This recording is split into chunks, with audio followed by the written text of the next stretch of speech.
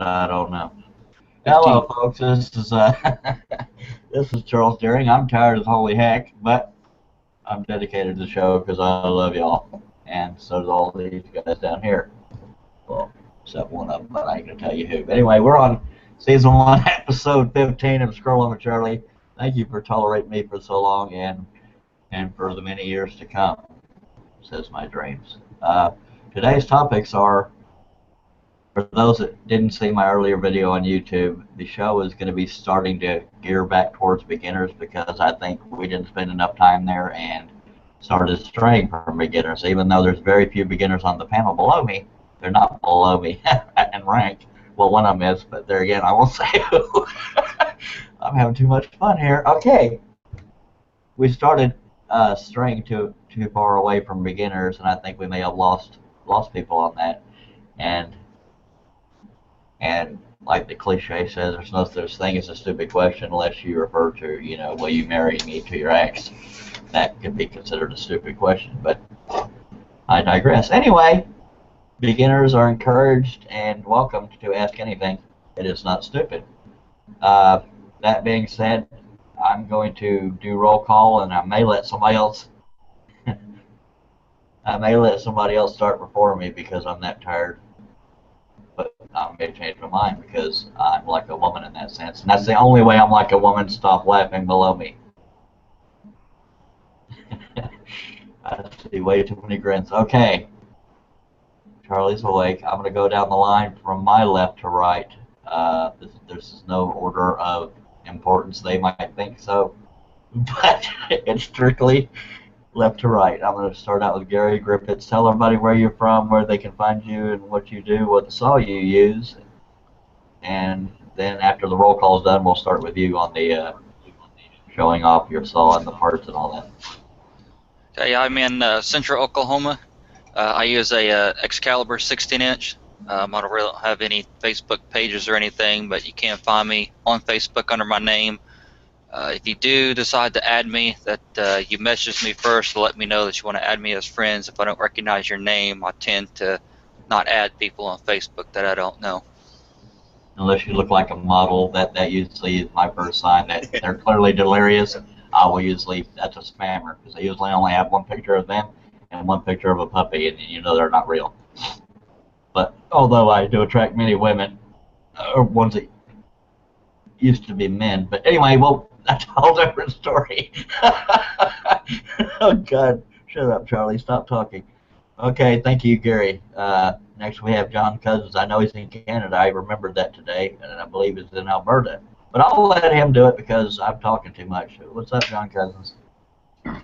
Hey, it's John Cousins. I'm in Grand Prairie, Alberta, working on an Excalibur 21, using spirals, and basically you can check out my site, What If I Could, on Facebook, or contact me on Facebook at my just on the Facebook at John P.A. Cousins. Thank you very much, sir. And I won't say anything stupid following yours because I'm trying to work on that. Mr. John Schaffner out of snowy New York in the boxing capital of the world. I don't remember the city, but I'm pretending I do. So go ahead, sir. Yep, John Schaffner, Canastota, New York. International Boxing Hall of Fame is located about 3 miles from me. Facebook, you can find me under my name, John Schaffner. I have a DeWalt 788. It's about 10 years old, still going strong, and I love that thing to pieces. I put it to bed every night.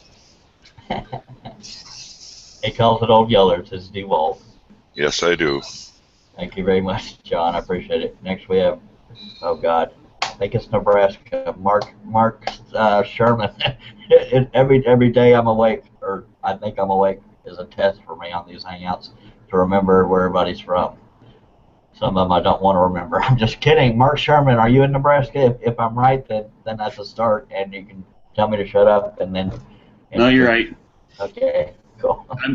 My name is Mark Sherman from Bellevue, Nebraska. I've been scrolling for several years now. I scroll with a 30-inch Excalibur. Use spirals and straights. I have a Facebook page, Mark Sherman, or Sherman Scrollworks, if you want to check out my woodworking. Thank you, sir. Next we have the Naked Scroller. He's in Missouri and Missouri.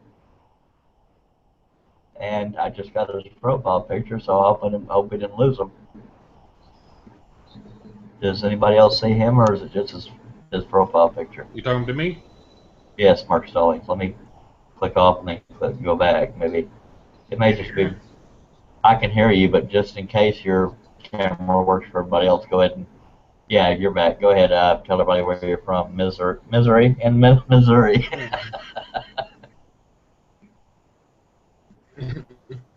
Mark Stallings. I'm in the state of Missouri, just south of Springfield, Missouri. I use a quarter cable 18-inch. You can find me on Spiritual Splinters Woodshop. I'm there on Facebook. And you can find me on Facebook also under Mark Stallings. I appreciate it, sir. Next we have Sterling Davis, Tar Heel, and Carolina Panther. Guess what? He's from North Carolina. Go ahead, Sterling. I'm from Dallas, North Carolina. I use a Harbor Freight 16-inch scroll saw. You can find me on YouTube at Sterling Davis. I have a YouTube or a Facebook page, Sterling's Woodcrafts, and just enjoy scrolling, lathing, all kind of woodworking. Yeah, he's branching out, though, to getting him more tools, and he may not be a dedicated scroller anymore. He's gotten into lathe turning and is pretty dang good at it. Go check out his channel. Still in my heart. Still in my absolutely. It never leaves your heart. All right, we have our relatively publicly tolerable but beautiful Russ Clarity out of somewhere in Florida. Go ahead, Mr. Russell. I'm from Mulberry, Florida. Mulberry. Mulberry. Mulberry. I've been scrolling for over 30 years. You can reach me on YouTube at Simply Wooden Creations, Facebook, and on the web, www.simplywoodencreations.com. Thank you very much. I'm just curious, do we still have to say www these days, or I thought that kind of... I don't know. But just in case, there's 3 W's. Depends on what internet you're on. You know, I know what they stand for, too. World Wide Web. See, I'm smart. Absolutely. HTTP stands for Hypertransfer something protocol. Hypertransfer Text Protocol. That too. My God, I learned 3 things today, and one of them was my name. I don't know how to tie my shoes. That's why I wear boots. Enough with the comedy, Charlie. Yeah, and Mark Stallings pointed out that you pronounced that right, Russ. I'm so proud of you. This is a Hagner, not a Hagner. Hagner. God, I love this crap. Okay, we have 10 viewers. I need to pretend like I actually know what I'm doing. Where were we? This is season 1, episode 15. I'm kidding. I know where I am. And for those that saw my earlier video, the only reason I'm not drinking out of my coffee cup that JT Reagan made for me is because it's in the dishwasher being washed. So you're going to see me drinking out of my whiskey jug. So this show is brought to you by... No, sorry, Dr. Pepper. I don't want y'all to sue me. That was... I just love you. I even got a callus because of y'all. See? Anyway, shut up, Charlie. My God in heaven. Okay. We're going to start the show. On a serious note, which is rare, we want to steer the show back towards beginners. This is a scroll saw. This is mine. I bought it from a guy named Jerry Cook. The other one I had was a Hagner as well. It was 14 years old and 18 inches. And anytime you talk about the size of a scroll saw, when it says, like, this one's a 22 inch and it's only 3 years old. But the reason you know it's a 22 inch is it's 22 inches from where the blade goes into the table to the back of the throat, the throat of the scroll saw. There's somebody echoing if they don't mind muting themselves. I think it's my lovely co-host. He likes to sabotage me. I'm kidding, Russ. So I'm going to go over the parts of this scroll saw. I love how we got panel members willing to help. Where was I? This is a scroll saw. Yeah. Okay, Charlie, we're doing good. 14 viewers. Do not lose them, Charlie. Now, everybody on the panel, I believe, is going to show. Maybe not everybody is going to show their scroll saws. All scroll saws have the same purposes, but their setups look differently. Is why we're all showing our saws. But I'm gonna start, and I'm going to take the cam off of the computer. Sorry to get you dizzy. but this is to get you close-ups if I can. Okay, as steady as I can be. This is your tension lever. This is on, that is off. And I'm going to pluck the blade so you can hear the difference in the sound. This is a flat blade, first time I've ever plucked one. Don't go there. That's what you called it? Tension. Well, that's on there pretty tight. Hopefully you can hear that plucking sound and watch your language. This is a Hagner specific thing. It's called the quick clamp. And you can see there's a little cradle that it sits in, and this right here is what holds it in place. And that's what some people would call the upper blade clamp. And if I'm going too fast, somebody in the Q&A let me know. These are your two pivot points on your upper lower arm. This is where you would add machine oil whenever recommended by your manufacturer. The manufacturer of these is ADV Machinery, which is Adam Delta Victor, for you military folks. That's where you add your machine oil. This is your tension knob, and it's already set, as you could hear when I plucked. This is the spring that holds the upper and lower arms together, or the tension-wise. Now the purpose of this, once you have this set on most saws, if not all, you do not have to reset it unless you break a blade, and sometimes that'll loosen it. But this is where you do all your releasing and turning on of tension. And this is another Hagner specific, as far as I know, feature, the air hose that blows air onto your workpiece here. And underneath here, bring it up, is where that air blows out. That tube goes all the way down to a bellow, and when the lower, actually I can turn the saw on. Well, I'll do that in a second. When the lower arm goes up and down, it's pressing and releasing, and that's what's pumping the air through that hose. That is, I don't know if that's Hagner specific or not. At least it being visible is Hagner specific, I think. Okay, I'm going to go to the darker areas now. On the flashlight here. Okay, so that's too much glare. This is variable speed. Variable speed, for anybody that does not know, means that you have a choice in how fast or slow your saw goes. And this one goes from something I can't read, flashlight time. That's freaking upside down. Anyway, I'll just say what it goes up to. Oh, it goes from 400 RPM to 1700 RPM.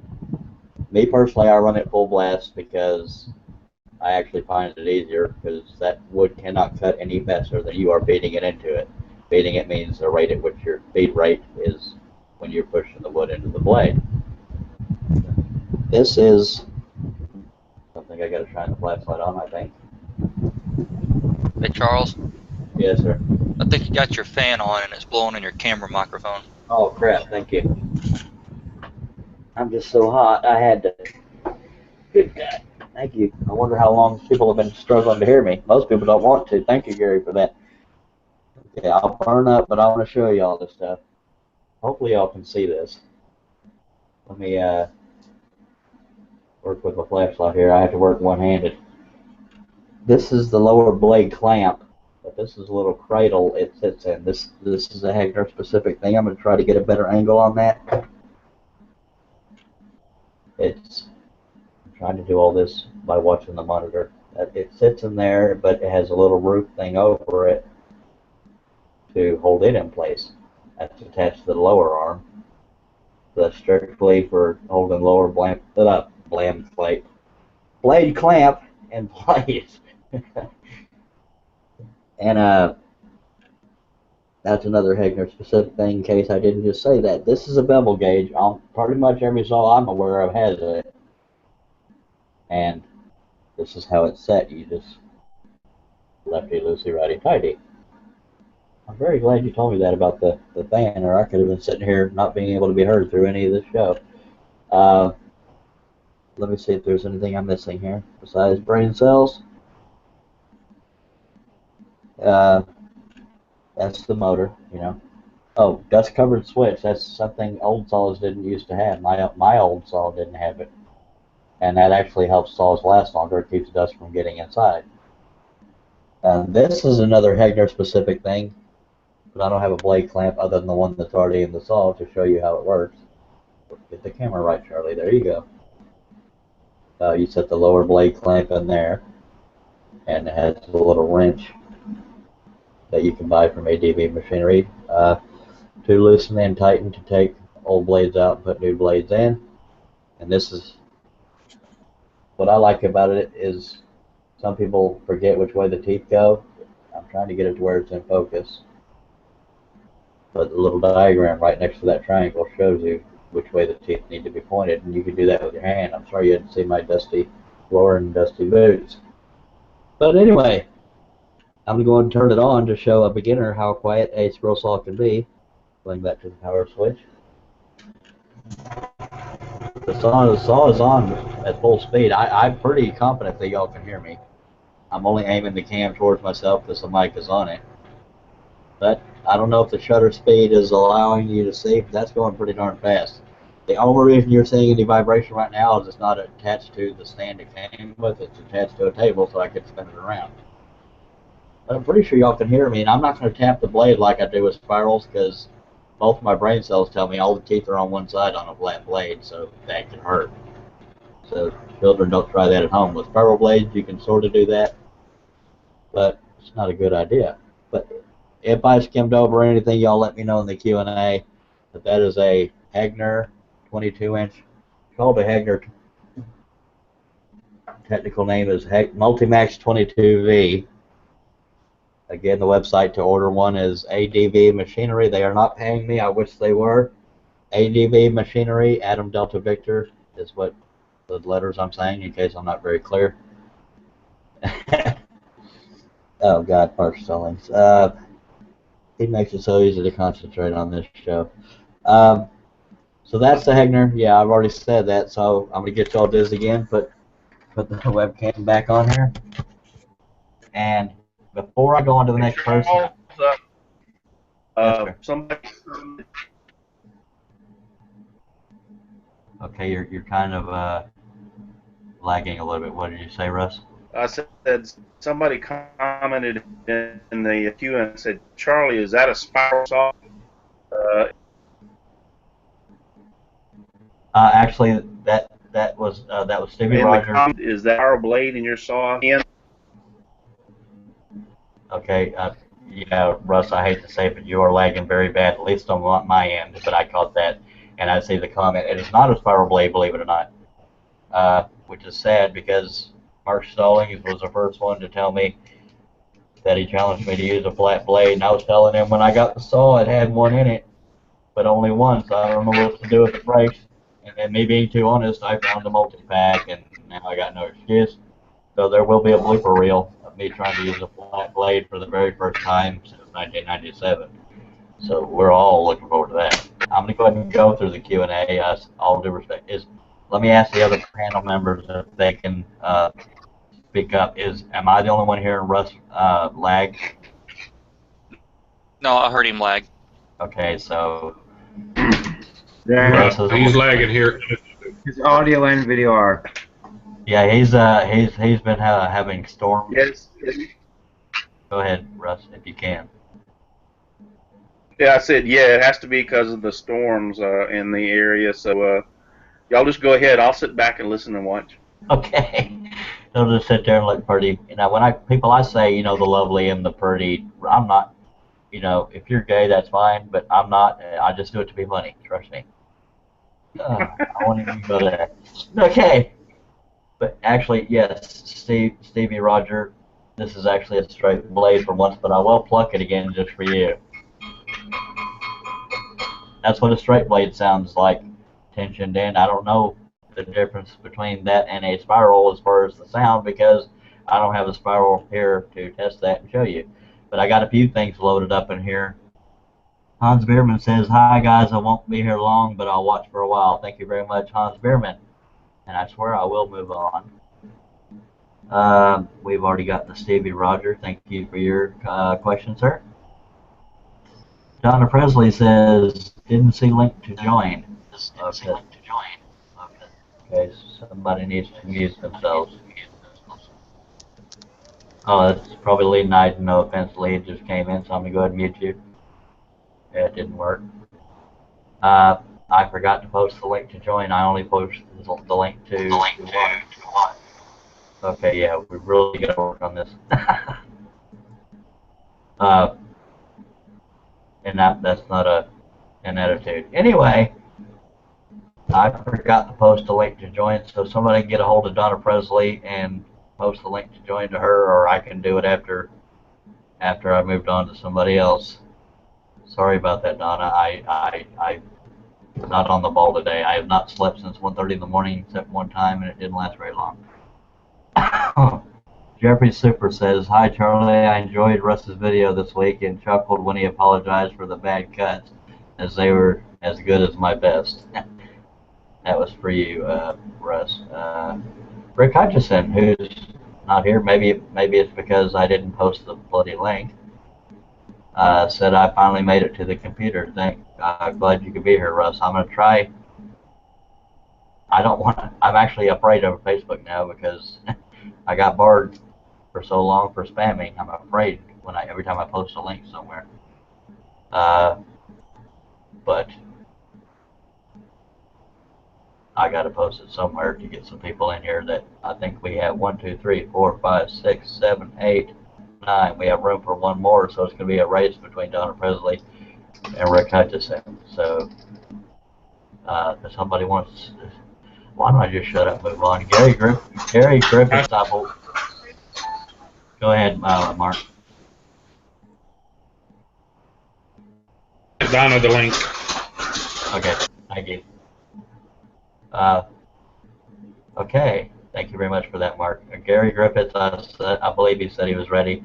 And Gary, in case it matters, there is somebody in the background. If that person with you does not want to be seen, they are in the background.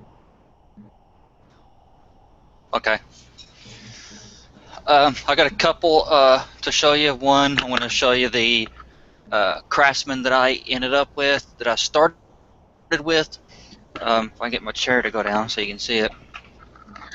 This is the 16-inch Craftsman that I started with. It was at Sears for $130. It ended up being a pretty good beginner saw. Overall, it did pretty good. It's not going to be good for a lot of production work, but if you're looking at something cheap to start with, to see if you like the hobby, it's a good saw. The vibrations in it weren't too bad. They were doable. It does have some that you can have an issue trying to follow a line. The main problem I did end up with, and I'll show where it all is these arm bushings. You can see one there, and there's one underneath this cover. If you could take an Allen wrench, it's going to be about a pretty good size Allen wrench, and you could take these out. And when you take these out, it allows your arm to come out, and it's just a bolt that goes through, and then these bushings are inside the arm, and this goes through inside. The issue I ended up having is I didn't keep those greaves, and of course brass is, as we know, is a soft metal. So if you do end up with this saw, I would recommend keeping those greaves, and this saw would probably last you quite a bit. The bushings are pressed into these arms, and they're $25 a piece for each arm. So you're looking at $50 to repair this arm when it cost you $130. So if that gives out, you might as well just buy another saw. But overall, it's good for a beginner, and you can kind of see that difference. And now you have a step up, which is your Excalibur. This is a 16-inch Excalibur. that 16-inch model, and it's 16 inches from here to the back of the arm. I can fit anything 16 inches in it. It's a great saw. It's smooth running. It is probably 3 times the price of the Craftsman. It's about $1,600, but it is the quality is good. It's got bearings all throughout. The table is pretty good and solid. I've got a thin Formica top on it just because the grain on the table was showing on my wood, so I put the Formica on it, and it actually makes it slick. It's good to have on there. The tension levers on top, it's easy to access. You got your blower tube. The one benefit a lot say they like about the Excalibur is the table will stay flat. It does not tilt. Your tilt comes from your whole arm and motor assembly tilt either direction. It keeps your table flat, and a lot say they like that because it keeps your work flat rather than trying to hold it on an angle. Gary, do you mind if I interrupt you real quick? Go ahead. I have to specify that that's the newer Excaliburs. The older ones do have a tilting table. I just wanted to say that, but go ahead. Yeah, this is a newer one. This is about a year and a half old, so it does stay flat.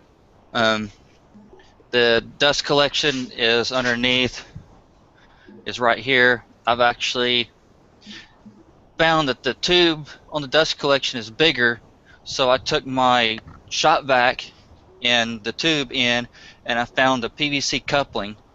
This piece fits inside the black tube.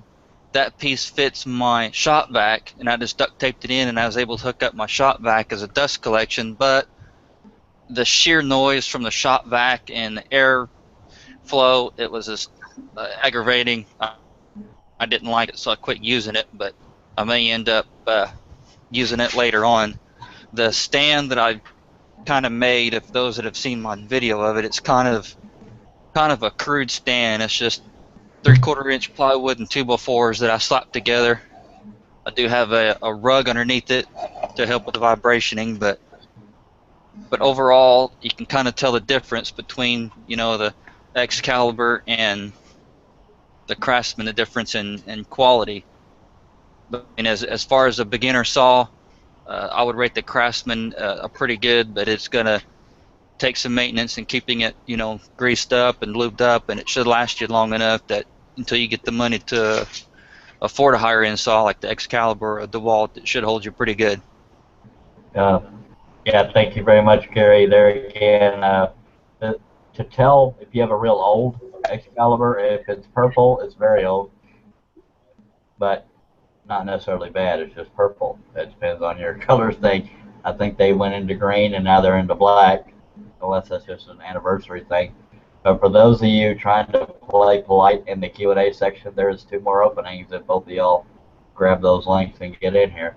But I appreciate y'all being polite to each other. I'm going to go to the Q&A section only because it's filling up, and then I will go on to Kerry Lee just joined us. I will go to him for roll call, but I'm pretty sure he's not sitting in front of his saw to show it to us. Edgar Natra says, greetings from Nevada. Thank you for watching again, Edgar. You're a good friend and a loyal watcher. Rick Hutchison says, I'm watching tonight. Donna, get in there, but both of y'all can come in if you can get the link. Okay, and then Rick Hart Woodworking says, can't seem to get on, so we'll watch and listen. And that's Tom Cole that said that. Okay, so I could get Tom Cole the link. I see, once I start running the show, I don't know how to do anything else. I am terribly sorry. I dropped the ball today when it came to getting links out there. I have not slept much at all. Hey, Charlie, you're still sharing Gary. Oh, black crap. See? I need to stop presenting people and just put the camera on them. Okay. Okay. Lee, I don't mean to call you out, but if you wouldn't mind muting your mic, it's echoing. Rick Hart Woodworking is the one that said greetings from Missouri. So, okay, we're getting more echo. see, once I sprung Carhartt in the show, I don't know how to do anything else. Yeah. Okay. Anybody that gets muted, it's not to be rude. It's just because we get feedback and echo, and it kind of screws with the camera, unless I'm on it, which I'm not always on it. Okay. Greetings from Missouri, says Rick Hart Woodworking. So, Mark Stallings, you have a friend in misery. Get it? How cool is that? But Donna Presley and Rick Hutchison trying to decide who gets in. Donna got in, I think, 1, 2, 3, 4, 5, 6, 7, 8, 9, 10. We are full. Dag nabbit. Which is a good thing. We have 22 viewers. I'm very happy to see that, so bear with me, folks. Donna Presley, even though she's on the panel, I'll go ahead and say what she wrote in the Q&A. She said, I have a DeWalt and Excalibur. The DeWalt is good to take to craft shows for when people say mine is laser done. I can show it's not. And for any beginners out there, if you ever get accused of using lasers, number 1, take it as a compliment. Number 2, slap them in the lip after they buy something. Number 3, the best way to know lasers have been used is burnt edges. You can't disguise that unless you're very patient with sanding. Okay, so that being said, that is everything in the Q&A. So I will go to the next person that I know has a saw set up. Actually, not everybody told me they had a saw set up. I know Gary did. I know Russ has one, but he's lagging a lot. Is anybody else on the panel? Okay. Okay, the first person to respond was Mark Sherman, then I'll go to Mark Stallings. Mark Sherman has pictures. Mark Stallings may have pictures and or video, I don't know, but anybody else that has them, throw it in the chat section and I'll come to you. Okay, Mark Stallings has a video. I will go to Mark Sherman out of Nebraska, pick some video. John Cousins has one too, so I'll go to him after Mark Stallings. I'll say I'm going to present to everybody, but y'all are going to have to remind me to stop presenting and try to do this. But this is Mark Sherman explaining his saw, even though it's the same brand as Gary Griffith out of fairness. We're letting everybody show. Yeah, this will be very short. This is just like Gary's saw, but just a little bit bigger. I have the 30-inch Excalibur, and this is sitting inside my shop. So it's too dang cold out there right now, so I'm going to take some pictures and show you what I have here. Only thing really big difference between my saw and Gary's saw is, well, of course, is the size, the throat size between the blade and the back, 30 inches. But the 30s and the 21 Excaliburs have blade storage along the side here. So you can see these little holes along underneath the table, and that's for your little blade tubes. So really like those. I have the factory sold stand with mine, and I just dropped the front down I saw you guys a video on there this morning or this afternoon, and I don't know how many times I've raised and lowered this thing to get the right height and be comfortable with it, but I finally dropped it back down again. The front's down all the way, and it's got a nice, probably 15-20 degree pitch to it right now, so it's pretty comfortable. Another view from the left side.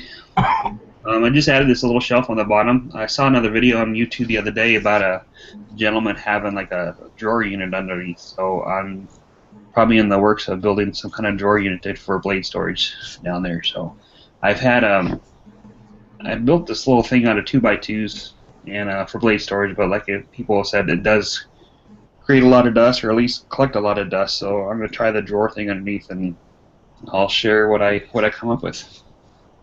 Okay, boy. And it's just a little bit closer. The newer saws, like Gary was saying, they do have a dust collection system, and I really don't like all the little holes near the main hole for your blade to go through, so I filled them up with JB Weld. So I got the putty version, so filled it up last week. I just got to do a little bit more touch-up on this thing, but I've found myself threaded through the wrong hole when I'm trying to do top threading. So I was done with that, so I filled them up. So, but I think that's a better solution right now. So, unless you really like the dust collection, so. Yeah, I think their heart was in the right place, but I can definitely see how that could be a nuisance. Yeah, if you're a bottom threader, it's not that big of a deal. But going from the top, you always end up going through like the top, the front few holes or so, and this hole right here, it's almost like I got a little bit of a divot out of it because I've probably tried to push the blade through it a few times or so, but that's where I need to do some touch up on it. But other than that, I know about those divots, but go ahead. yeah, other than that, it's a great saw. I just started using spiral blades, and I'm really starting to like them. I'm pretty much a toss-up between the spirals and straights. They definitely have their purpose, but I'm not afraid of them as I used to be. So, and as far as doing the large works like Charlie does, this is the perfect saw for that. So I can get quite a big piece of wood in there. So lately I've been doing the 16 by 20s, but I'm willing to go higher, or go bigger. So bring it on. Righteous. Okay, thank you very much. And yes, I remember to stop presenting. In the Q&A, Jeffrey Super wants to know, does everyone sit with the scrolling? I don't know anybody who doesn't, because if you're dedicated to your craft or hobby or work, whatever you want to call it, it's hard to stay standing up. But does anybody on the panel, by a show of throwing up a chat, yes or no, do any of y'all stand up to scroll? Really? Donna Presley does both. Mark Stallings used to stand up. Y'all are both crazy. I love you, but y'all are both crazy, okay? Sometimes to stretch. I do that too, says Gary Griffiths. I keep getting notifications like somebody's writing to me in Google Plus, but I can't go over there because I'm doing the show. But in the interest of fairness, I have two people I need to let introduce themselves. We have Donna Presley, who I have the camera on right now. I want to say she's in Australia, but I can be way off because I've slept since then. Donna, unmute yourself, tell everybody where you're from, where they can find you, and all that stuff. Okay, from Alabama. Find me at Donna's Wooden Art, hotmail.com. That's where you find me on Facebook. Done a few shows here and there. I have two saws that I work with. Depends on what I'm cutting, standing or sitting. I cannot believe I said Australia. That's a long ways from Alabama. Long way. And she kind of talks like me, Super Stallings. You just leave her alone because she's lady folk, and us other fellas don't take kindly to that. All right, I'm just messing with you there. Thank you, Donna. The other person we had come in was Kerry Lee. Kerry Lee, tell everybody all about your lovely self, sir. Well, my name is Kerry Lee. I'm from Phoenix, Arizona. I'm known as the Box Nut. I have 3 Deltas, 2 P20s and a Q3, and 2 DeWalts. And my very first saw, which was great for what I use it for, was a ProMat. Same colors as the DeWalt, but much smaller. The only problem was you needed a X-wrench to take the blade out. But when I was doing in charge shop, I never changed the blade. But it was no good for top people. Okay. Kerry, if you don't mind, if you can move your cam down just a little bit because of all the thumbnails, it's only showing from your chin up. There we go. Now we can see your whole lovely face. Thank you for that, Kerry. Going in order of who had. That being said, on the topic of scroll saw, since I am trying to get to beginners, the saw, in a lot of cases, you get what you pay for with a scroll saw, but some of those cheaper ones do work, like the Craftsman and the. It depends on how often you use the saw as to whether or not you're getting what you pay for. If you use it once a week, it'll probably last for years, regardless of what it is. But I have had Deltas, I've had Ryobi. Sorry, Ryobi, but your scroll saws suck. I'm going to say that publicly. Some people don't like Harbor Freight, but I know for Sterling Davis, who we lost somehow, it works for him.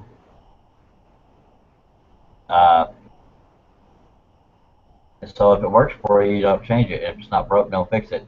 And rest in peace, Frank Tart.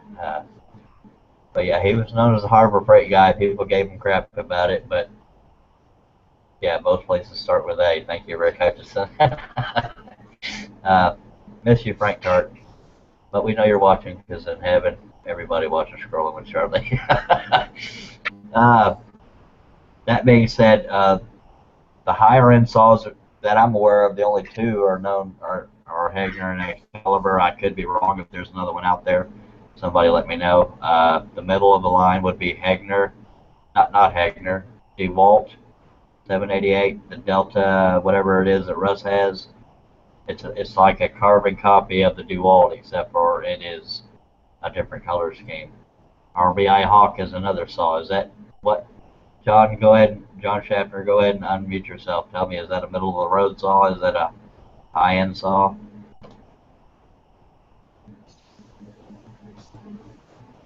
Yeah, RBI, they range anywhere from $800 to $1,100 or so. So in my book, that's a higher end saw. The DeWalt, I would imagine, would be more of the middle of the road, in around a $500 price range. But everything less than that, of course, is your Deltas and your lower end Deltas, not including the one Russ has with the 40-694, which is very similar to the DeWalt. Yeah, a lot of people are saying it's an exact copy, just different color scheme. Yep. Thank you for that, John. I appreciate it. Yeah, right. The only reason I say Ryobi is a crap scroll saw. They make good tools, but not as scroll saws. I had one where, while I was scrolling, the upper arm snapped right in half. I'm thinking, really? Yeah, I've had Craftsman, I've had Delta, I've had Dremel. They actually make a scroll saw. They also make a smaller one called a Moto saw, I believe is what it's called. But with scroll saws, for the most part, you get what you pay for. But daily use, you definitely want to go with the higher end, or the DeWalt 788 or the Delta one that Russ has that I don't remember the numbers. John just told me. But I'm going to go to the Q&A, then I'll get to you, Mark Stallings, to do your demonstration. Jeffrey Super says, to the woman from Australia, Alabama.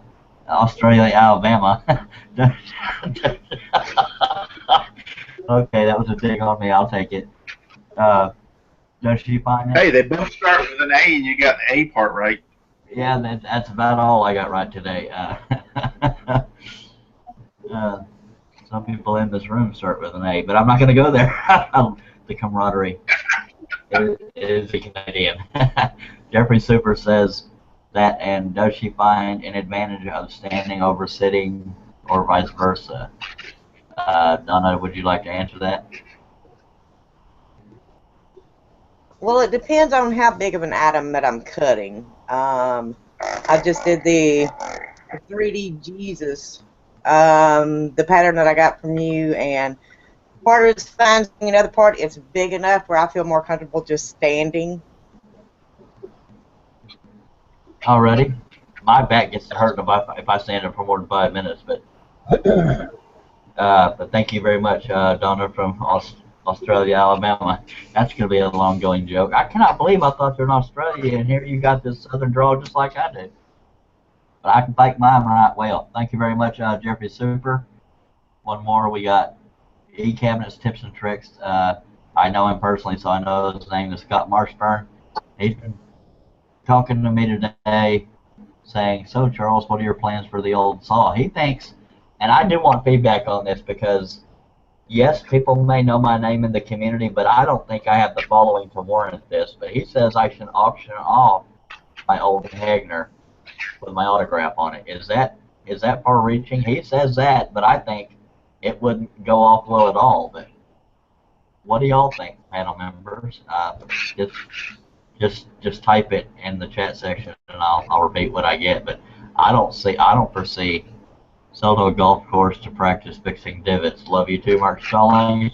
Worth a shot, says Gary Griffiths. Mark Stallings, he's the most friendly. We got a lot of people dropping in and out of here. Never hurts to try, says Donna. John Cousins probably doesn't care, and Kerry Lee didn't say anything, and John Schaffner didn't say anything. I don't remember what Mark Sherman says. Russell Clarity is probably laughing at me. Yeah, right. I knew it was one of Charles during divoted up scroll saw. Now, the divots in the table of my old saw, they don't prevent it from working. It just looks funny. But if... Okay, Carrie Lee does not know. But, okay, I've had the camera on Donna the whole time. She is prettier than I am, though. I don't... $10 as long as you ship. Just as John Schaffner. That's what I was expecting. That's why I don't like the idea of auctioning it off.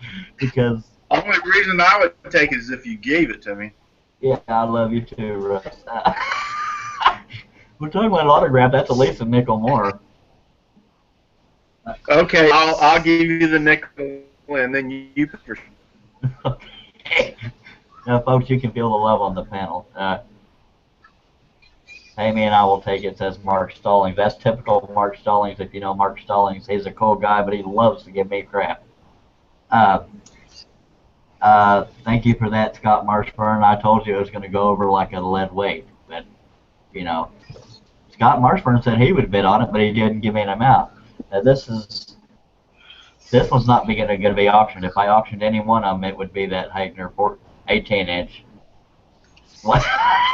Mark Stallings says, what to remove the signature? Oh, you suck. God. Oh, that is so cruel.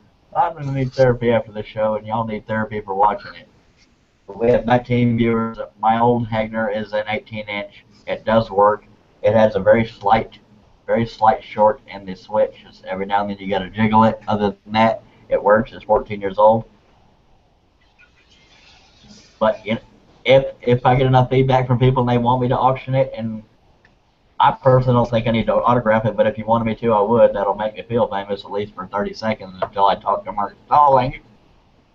But if anybody does want me to auction it, I will, but I don't want to auction it and end up giving it away for 50 bucks, all due respect. The lowest I think I would go in selling it would be probably $600-700 because it is 14 years old, but it was over $1,000 when it was new. So I think that's relatively fair. Scott Marshburn says he was bid $1. I thought Scott Marshburn was my friend, but apparently not. I'm trying not to make this all about me. I'm just responding to what's in the Q&A.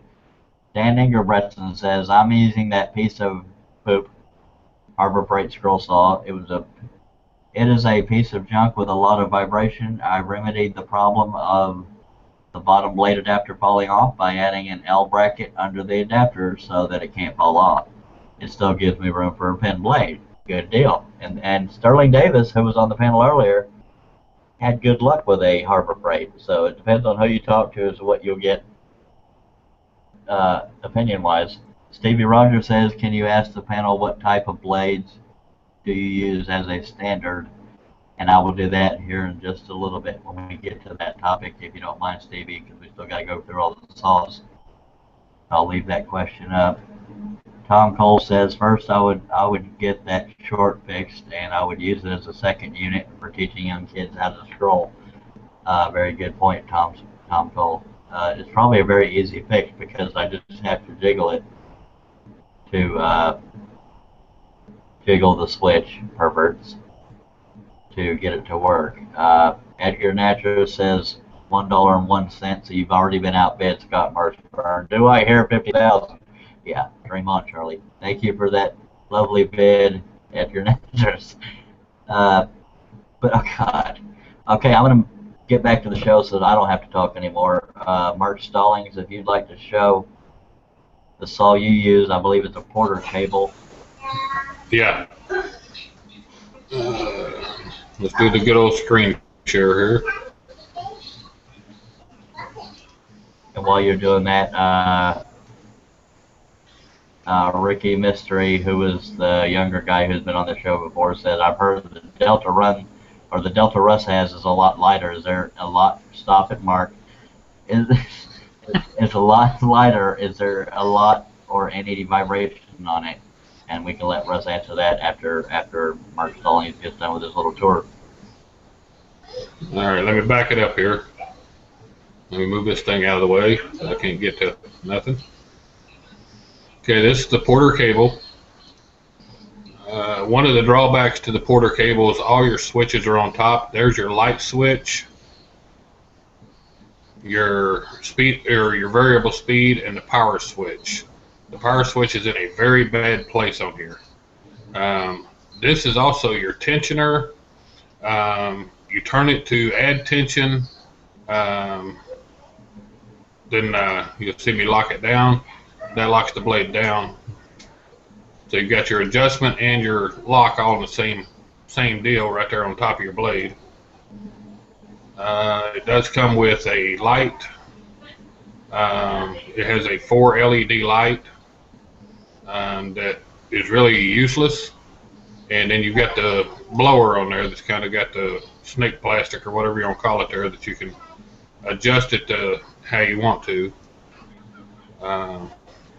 It does have a beveled blade or beveled table, and you can adjust it right there. You can see your adjustment. I don't trust that, so if I bevel my table, I still check my own measurements. It's got a fairly decent sized table on it compared to the Harbor Freight I had, but with that power switch, you definitely need a foot pedal on this one here. In the event that you break a blade or anything, it is pretty awkward to get up there to that power switch to shut it off. And it did come with a stand. Now for the price, it really wasn't bad. I would probably classify this as a low or upper low end saw. I got it at Lowe's for $200. So, that's pretty much it. The blade clamps on it are not too awful bad. I'm right-handed and everything's on the right, so the light, everything's in my way when I'm trying to change blades and everything else. So I got the blower and the light, but other than that, it's not a bad saw for the bunny, really. I appreciate that feedback and the tour. The reason why I'm sitting here grinning is they're still doing I want to call it a bidding war, but it's almost a bidding joke. They're outbidding each other by a penny. We're up to 201, and then Donna Presley, I said, y'all at least make me feel famous, and Donna Presley jumped in with 20, and Gary Griffith says 2001. So maybe by the end of the show, I might actually make some money, but I am not giving this saw away for less than I'm sorry. Not this saw. This saw ain't going anywhere, but yeah, that's just plumb funny right there. But 2002 says Russ Clarity. I thought he was my homie. 2002 Canadian says Mark Stallings. Okay.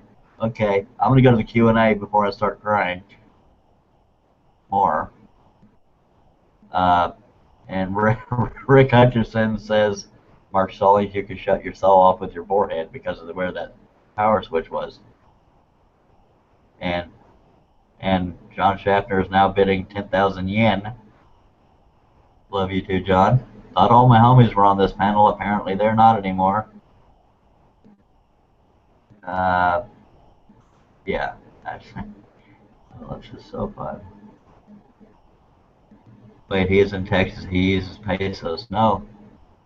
Chicanos or Latinos or Mexicans use pesos. Texans use dollars.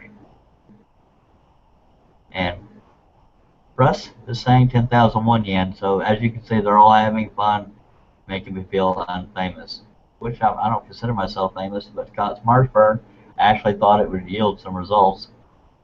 Yeah, Texans use big bucks. Thank you, John. We also shoot big bucks. By God. I'm kidding. Scott Marshburn says, just kidding, Charles. I'd be proud to own that saw. If I was the first to bid, I would start at 200 and go from there. So the top bid is 200, but if it doesn't pass 600, I will not part with it. I'm just saying. I'm not saying that to belittle anybody. Okay. Donna Presley says 201. If any of y'all is serious and we go over 600, I'm gonna hold you to it because I need the money because I just spent it all on this. Anyway. Oh God, Edgar Natras just threw in a good deal. He says $5 and a 2-liter Dr. Pepper. And I like me some Dr. Pepper, by God. Okay, but throw your money a little higher and we'll talk, Ed. And thank you for that, Scott Marshburn. This is actually kind of fun on the side. But I don't see it going over 600 or even getting to 600. Dr. Thunder in a 12-pack. Dr. Thunder is the Walmart brand of Dr. Pepper. Nice try, Mark, but we still got to reach 600. Can you? That was what Steve Roger asked earlier. Tom Cole says, first get that short fixed, and it shouldn't be that hard to do, and that saw should run good for another 30 years. Yeah, that short is very minimal, and it very rarely have to jiggle the thing, but I hear what you're saying. But personally, I couldn't depart with it. I couldn't either if I hadn't gotten this, but people could take advantage of me needing money, but apparently the guys on the panel don't give two flying craps about it. Because I'm, yeah, I'm not even going to go there, but thank you. Yeah, I need to get that, the short fix. You know we love you, Charles. Oh, I know you do. And Mark Stalling just caught something that mentioned Dr. Pepper, but I didn't catch it, so I'm going to read it. 600 ounces of Dr. Pepper. Gary Griffith says $1 and a semi-truck of Dr. Pepper. We're getting closer, but the dollars need to be higher. Shipping is shipping extra. Unfortunately, John Cousins to Canada, it would definitely be extra. Okay, yeah, let me get back to the Q&A in case anybody's actually entertained by this. We have 18 viewers. Wow, Dan Ingerbretson bids 300, so I hope he's serious. Mark Stalling says, I will scroll you for $600, but I don't have the money to give to you. So I'm going to leave that bid up in case he's serious. No? Wow. I think they're doing it for the song, not because Charles Deering owns it. Oh my God, I got a Charles Deering Hagner. Oh my God. Like Mark Stalling said, how can I remove that signature? But yeah. Okay, I'm going to move down the line before I need further therapy. Who was after Mark Stallings? I don't remember. Was it John Cousins? I believe it was. John Cousins, after you've done bidding 2 more pennies, you're welcome to start your little tour. I don't want your cute little Hagner. I love you too, baby. All right.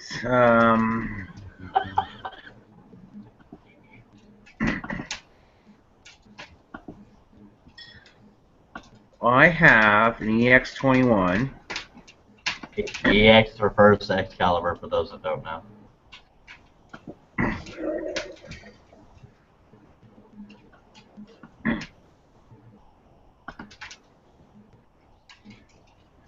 And the thing is, mine is all set up in my shop built into a desk that I bought at Goodwill for like $10.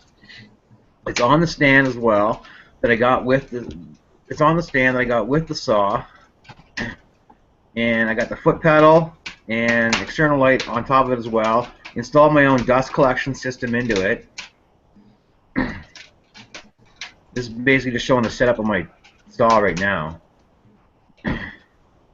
Blades, blades, blades. Blades, blades, blades. All spirals. It's 21 inch. And the thing is I can cut.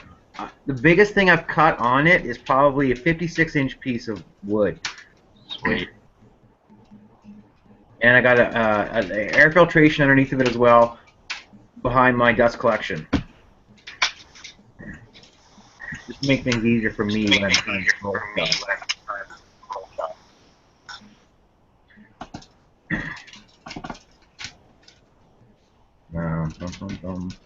Give me a sec here. See, there's my desk with my scroll saw built into it. Awesome. I just find it easier because like with that amount of room, I find it easier just to throw stuff on there and cut it in any direction I need to because it uses spirals and everything else. So I got lots of room on either side. I don't have to worry about it dropping off the table or anything else. I got like a full 5 feet going both directions. I would love to have that, but I'm not dogging myself, but I'm not smart enough to build like that. But that's why I use a roller table. I would love to have something the same level as my saw on both sides. But go ahead. I'm sorry to interrupt. And then desk height. I actually raised the desk height up to the top of my table saw, or the top of my scroll saw to 36 inch, which is the perfect height for when I'm sitting at my desk cutting stuff with. There's my dust collector, and there's my dust collector underneath of it. And that's my setup.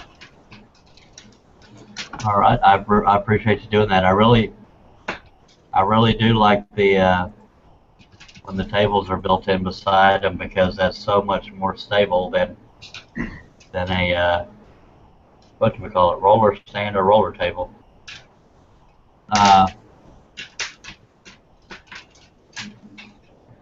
JT Reagan, the guy. If y'all saw my earlier video where I had the coffee cup with my logo on it with me saying scroll on.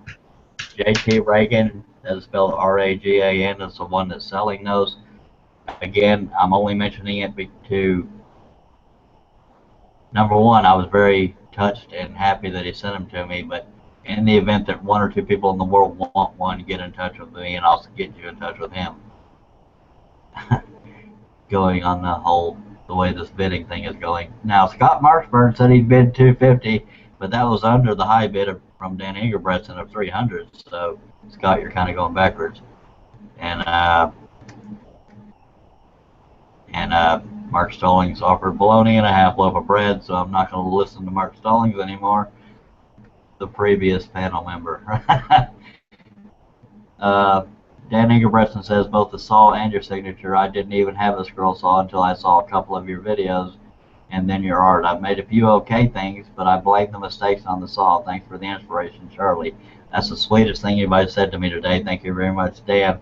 So far, Dan's in the lead with $300. This may not be taken seriously, but I am flattered. But if somebody does go over $600, I will very, very seriously consider it.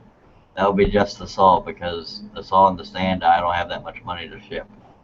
I don't know why I'm even spending so much time on that topic, because I don't see it happening. But if people are serious and seriously want it, I will consider it. I don't know where that conversation started, so I don't know if I should repeat it. Oh, okay, for blade holders. They're discussing that among the panel members in the chat section.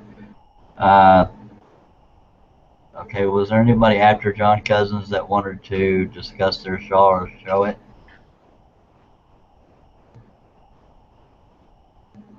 I guess not. Well, Russ, do you want to see if yours will work? I can already tell you it's probably really, I can just see on myself, it's really lagging. Yeah, it's slightly, yeah, it's freezing up a little bit. Dang it. Because Russ has a Delta something or another that's the exact copy of a DeWalt, but it would have been nice to see, but unfortunately he's lagging, so he thinks it'll be counterproductive to the show. So I appreciate you swallowing your pride there, Russ. Yeah, it's got to be the storms here in this area. We've been having them all in pretty thunderstorms, so got to be affecting my internet. I would like to say one thing, that tomorrow standard time I'll probably be a growler again for the sixth time. You will be what again? A grandfather. Oh, grandfather, yes. Yes, his daughter or daughter-in-law, I don't remember which, is in the hospital. My daughter's in the hospital.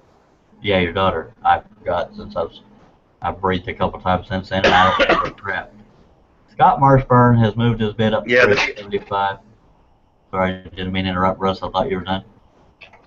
I was just going to say the only reason I'm not up there is because I'm not going to be able to do a whole lot for a little while. She just went in a little while ago when their water broke, and so it'll be probably by daylight, but as soon as I get off the show, I'll probably cruise on up to the hospital. There's not a whole lot I can do at this point.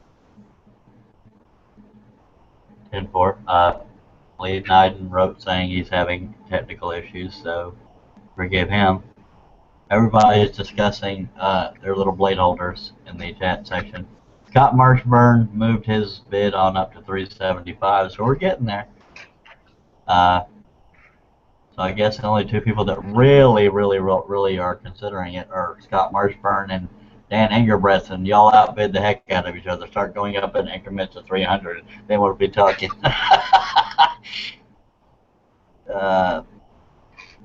Mark Stallings, I'm not even going to repeat that because I think he's being sarcastic. But anyway, we don't have any more demonstrations of whatchamacallits. How long have we been doing this? Oh, we've actually already gone over an hour. Wow, time flies when you're being insulted. So I'm going to go ahead. Jeffrey Super says, congrats, Russ. And I think that all of us say that. As much as we mess with you, we all congratulate you. the question Stevie Roger asked earlier, I'm going to go down the line left to right. It won't start with you, Gary, because more people jumped in, but I will get to you. Stevie Roger asked, can you ask the panel what type of blades do you use as standard? And I know some of us use both, but mention the style of blade and the manufacturer, and that could probably help sales on their end. Starting with Donna Presley. And I use depends on what I'm cutting. If it's portrait, the outside I usually do flat end. The inside I use the spiral blades, and usually I use a number 3 or number 5 flat end spirals. From, I forget his name, you know who I get it from. Mike Morlock at mikesworkshop.com. Yes, that's who it is. If it's not a portrait, if it's a clock or something like that, usually I use the flat end, either number 3 or number 5.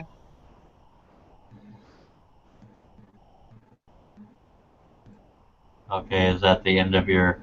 Yes. Okay, I didn't want to assume because I couldn't tell you were thinking or what. Dan Ingebrigtsen said he ordered some. Thank you, sir, for that. Moving on to Gary Griffiths. What brand name and what style of blades do you use as a standard? I got 2 that I have found that I use. They're both Flying Dutchman. One of them is a scroll reverse. It's a number 1. It's a FDSR number 1. I get them from Mike's Workshop. I use it for thinner stuff, for 1/4 inch and under. Maybe sometimes I can cut something 3/8.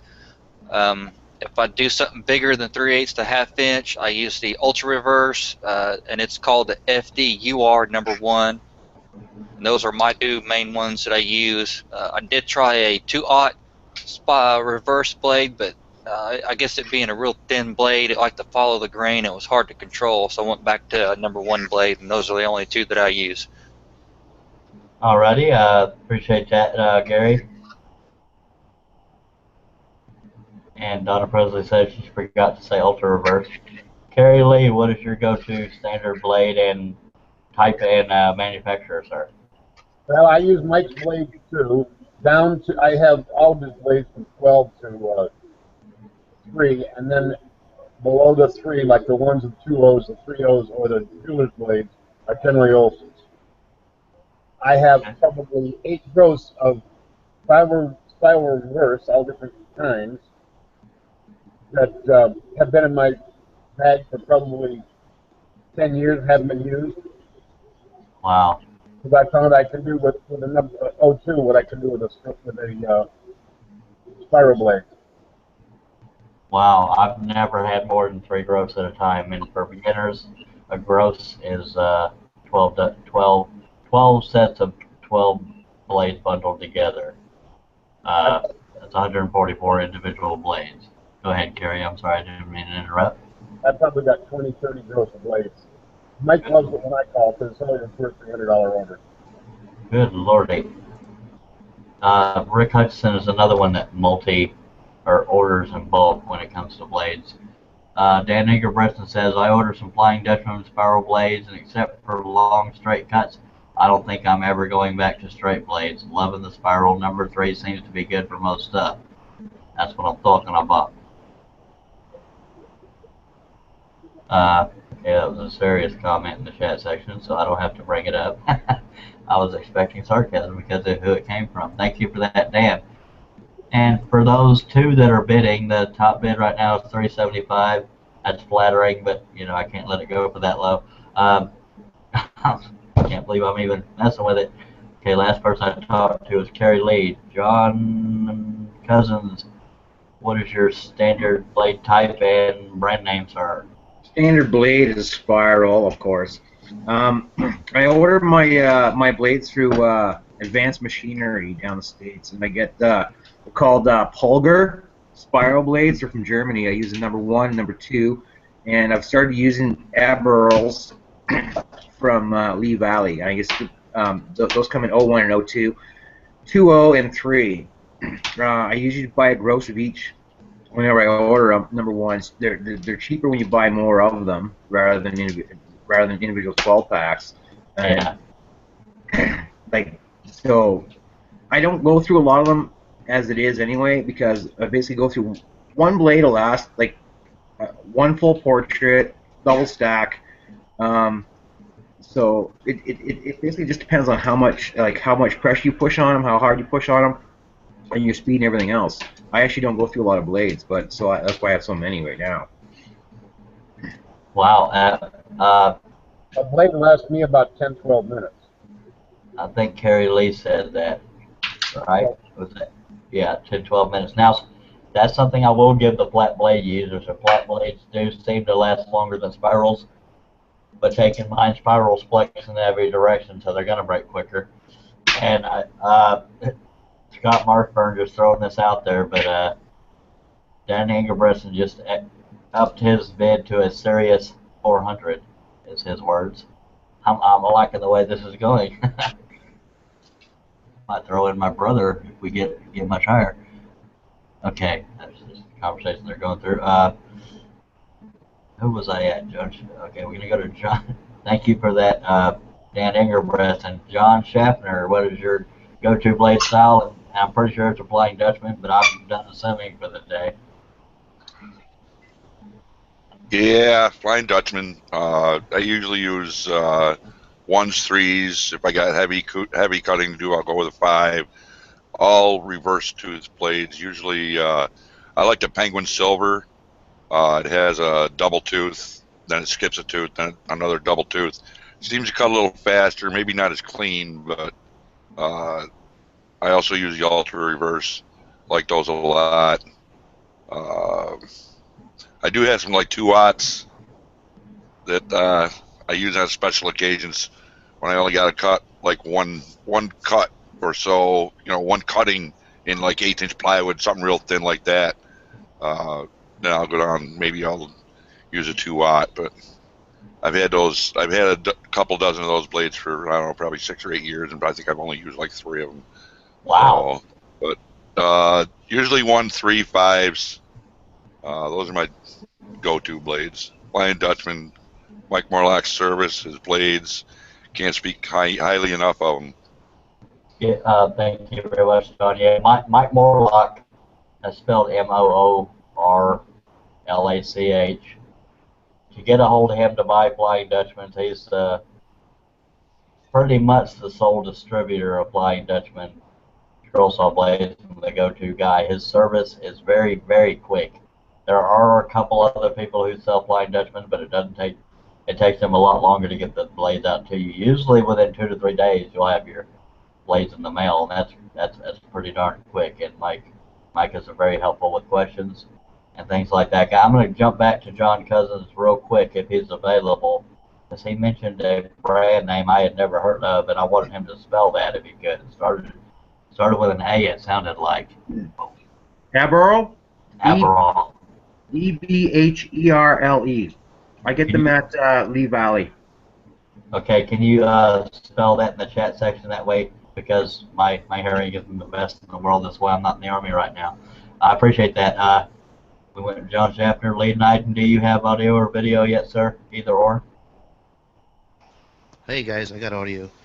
All right, good deal. We got Lee Knighton on board. And we got an echo, so I'm trying to... I don't know how. Go ahead and just tell. Go ahead and it's hard to talk when I'm not there. What blade do you use? What brand? Mostly Olson's, and I usually probably about 5, anywhere from 1 to 5, sometimes 7s, but all Olson. Okay, Olson brand. Okay, if you don't mind muting yourself, it'll help me keep from going insane. Worse than I am now. Going back to what John Cousins was talking about, the brand name that he got that is available at Lee Valley. That's a website and a store. The brand name is spelled E as in Echo, N as in, I don't remember all the military crap. E, N as in nerd, H as in hotel, E as in echo, R as in Romeo, L as in Lima, E as in echo. I'll just spell that out again without all the military talk. ENHERLE.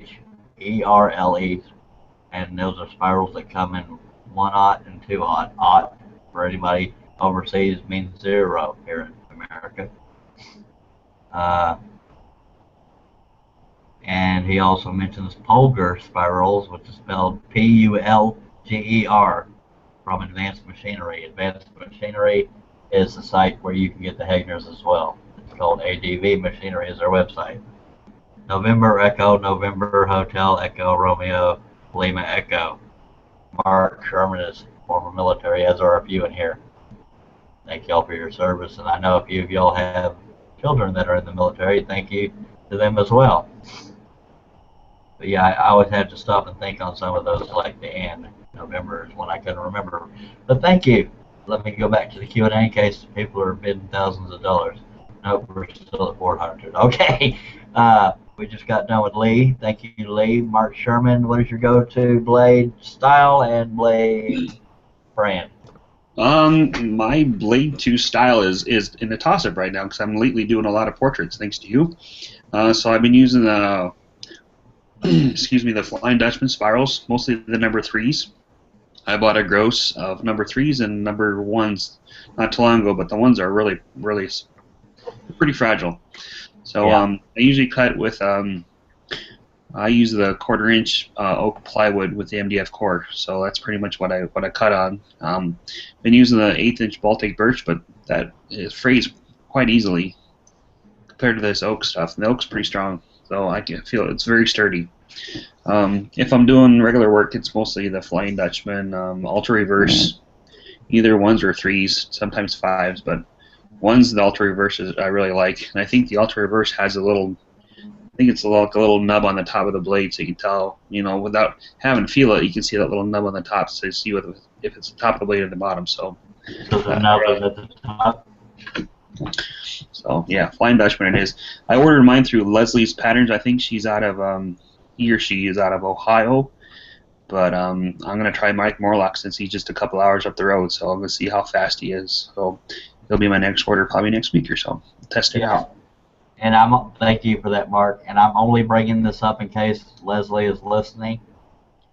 I'm hearing complaint, and please don't get upset with me. I'm only giving you feedback as a business. I'm hearing the only complaint people have with you is that sometimes the orders take a while to get to them. And you may have your reasons for that. I just wanted to throw that out there in case you wanted to defend yourself as a business. I believe Leslie is a male, though. I could be wrong. Well, yeah, you never know. So, yeah, they do take a while, sometimes a little bit faster than the others. So I'll definitely give Mike a try just to see what he does.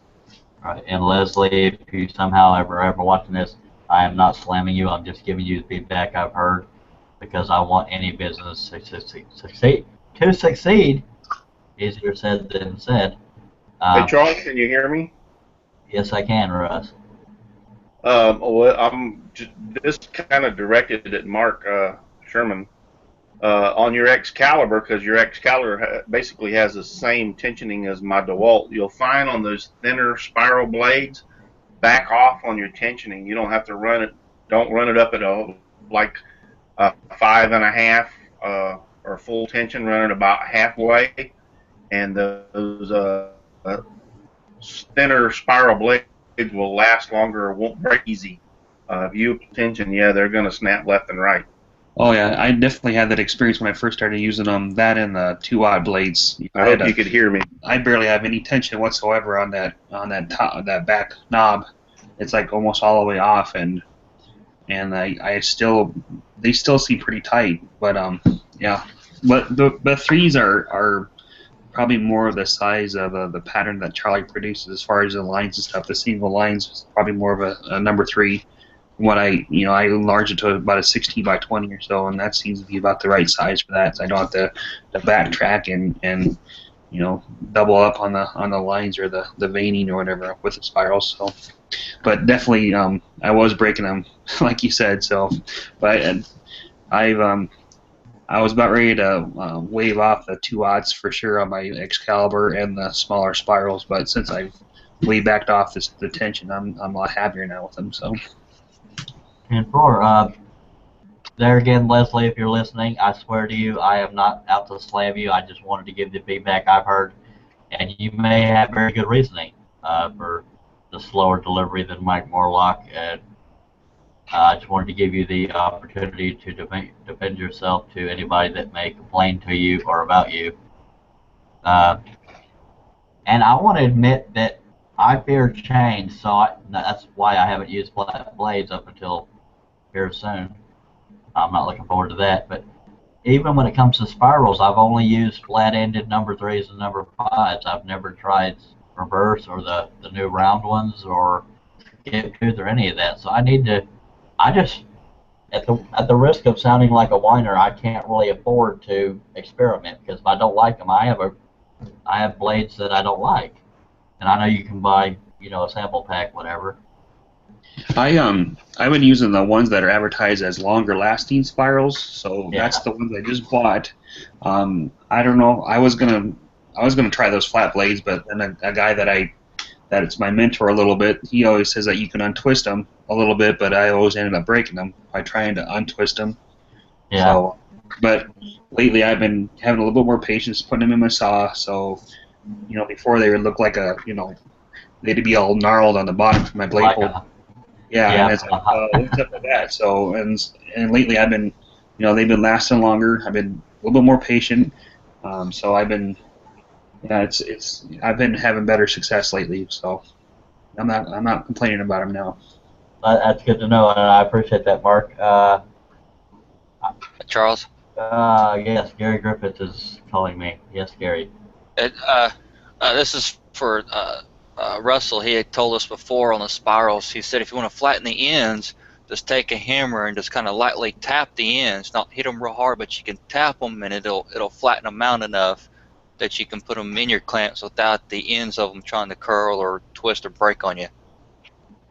Yes, I've done that I don't know how many times, and it works very well. Now, I didn't say beat the crap out of the ends of them to the point that they lose their temper. I just said kind of like if you'll take them on a hard surface and just tap them lightly, they will straighten them out some, and they work a lot better. I've learned to use them now that I don't have to do that. But when I first started out, I had to do that. And then they come out with after I beat quite a bunch of them, then they come out with the flat end spirals. And I'm like, geez, that was really nice. You could have invented that 6 months ago, guys.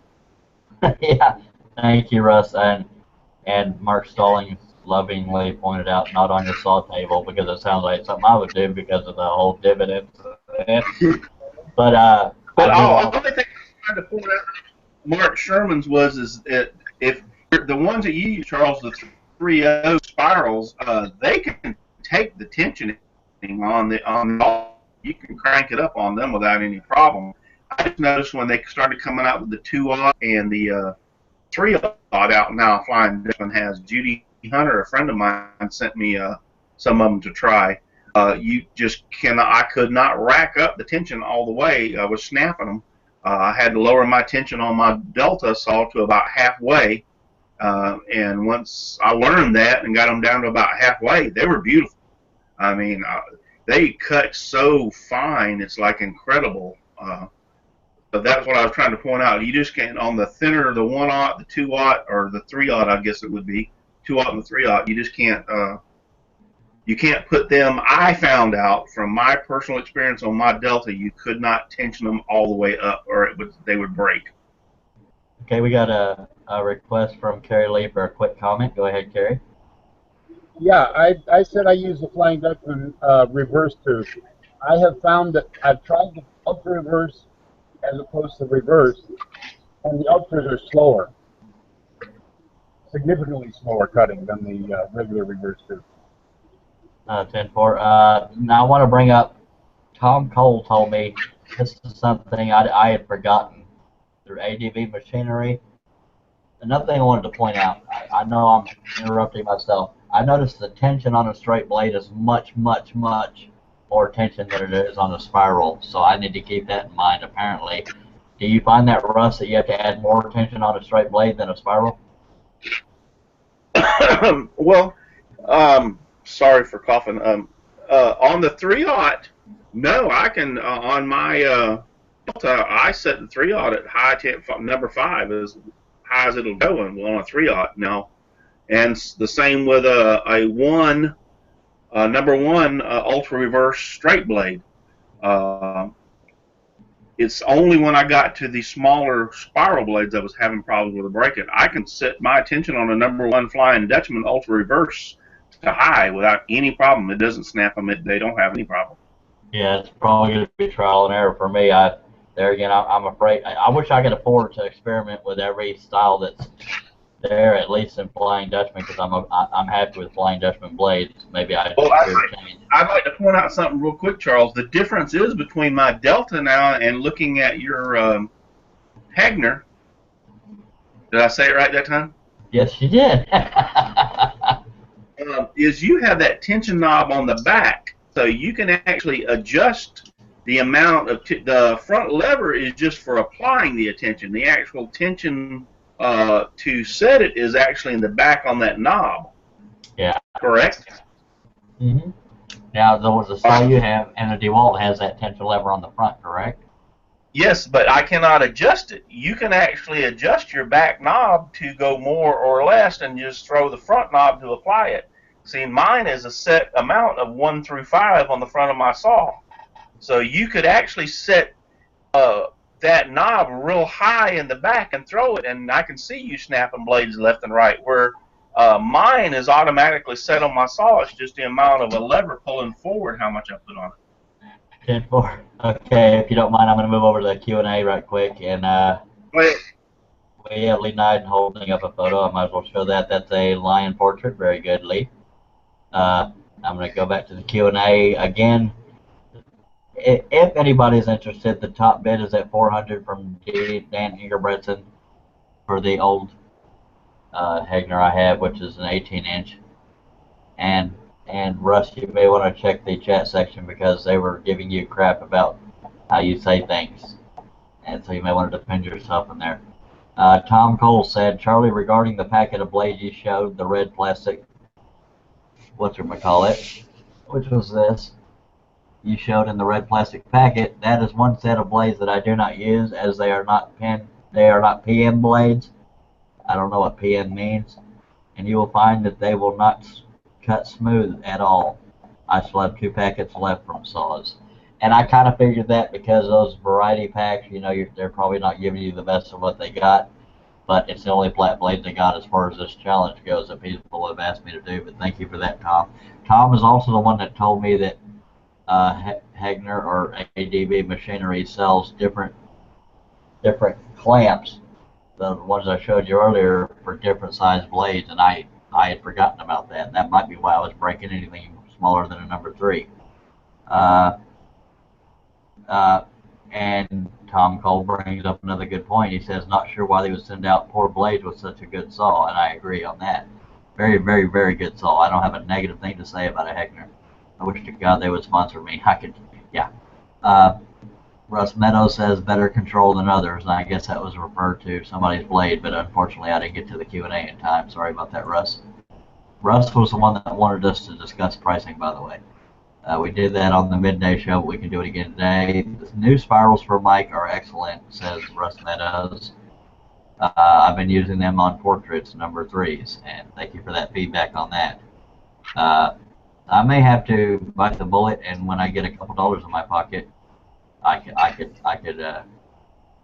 do that. Now, Stevie Rogers said, thank you guys for all the help, and you're welcome, Stevie, and thank you for being a loyal viewer on the morning and afternoon show. Did I get to everybody when it came to blade style and stuff? Is there anybody I missed? I think I got to Mark Stallings, Russ Clarity, I think I covered, so I think we went all the way through there. No, you missed me, Charlie. Oh, I did miss you. I thought you were shaking your head. Okay, Mark Stallings, what is your go-to bladed source, or blade style and blade brand?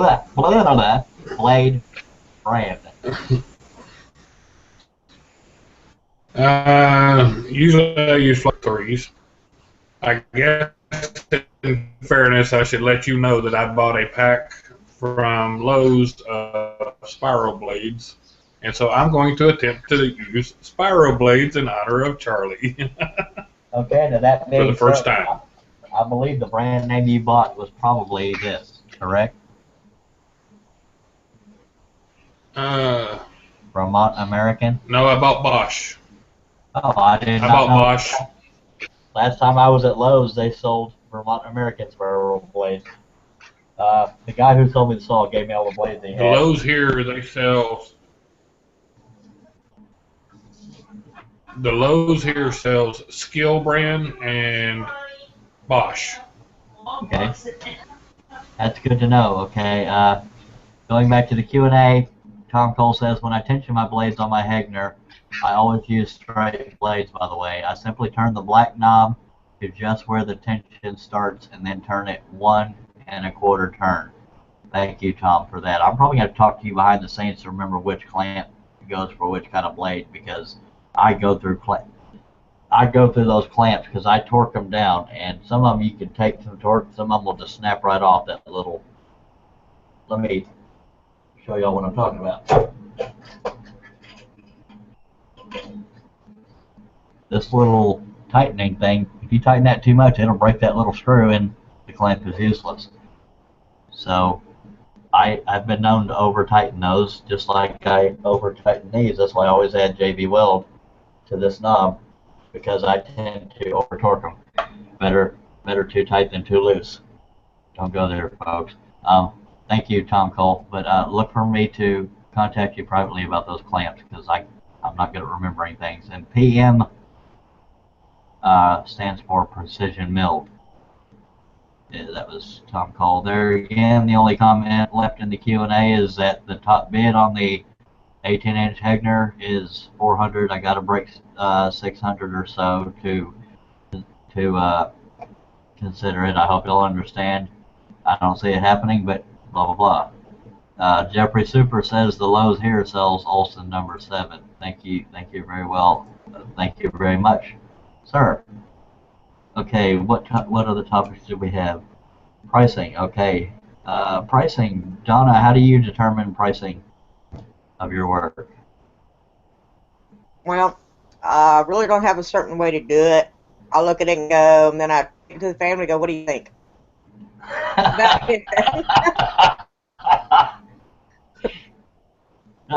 Okay.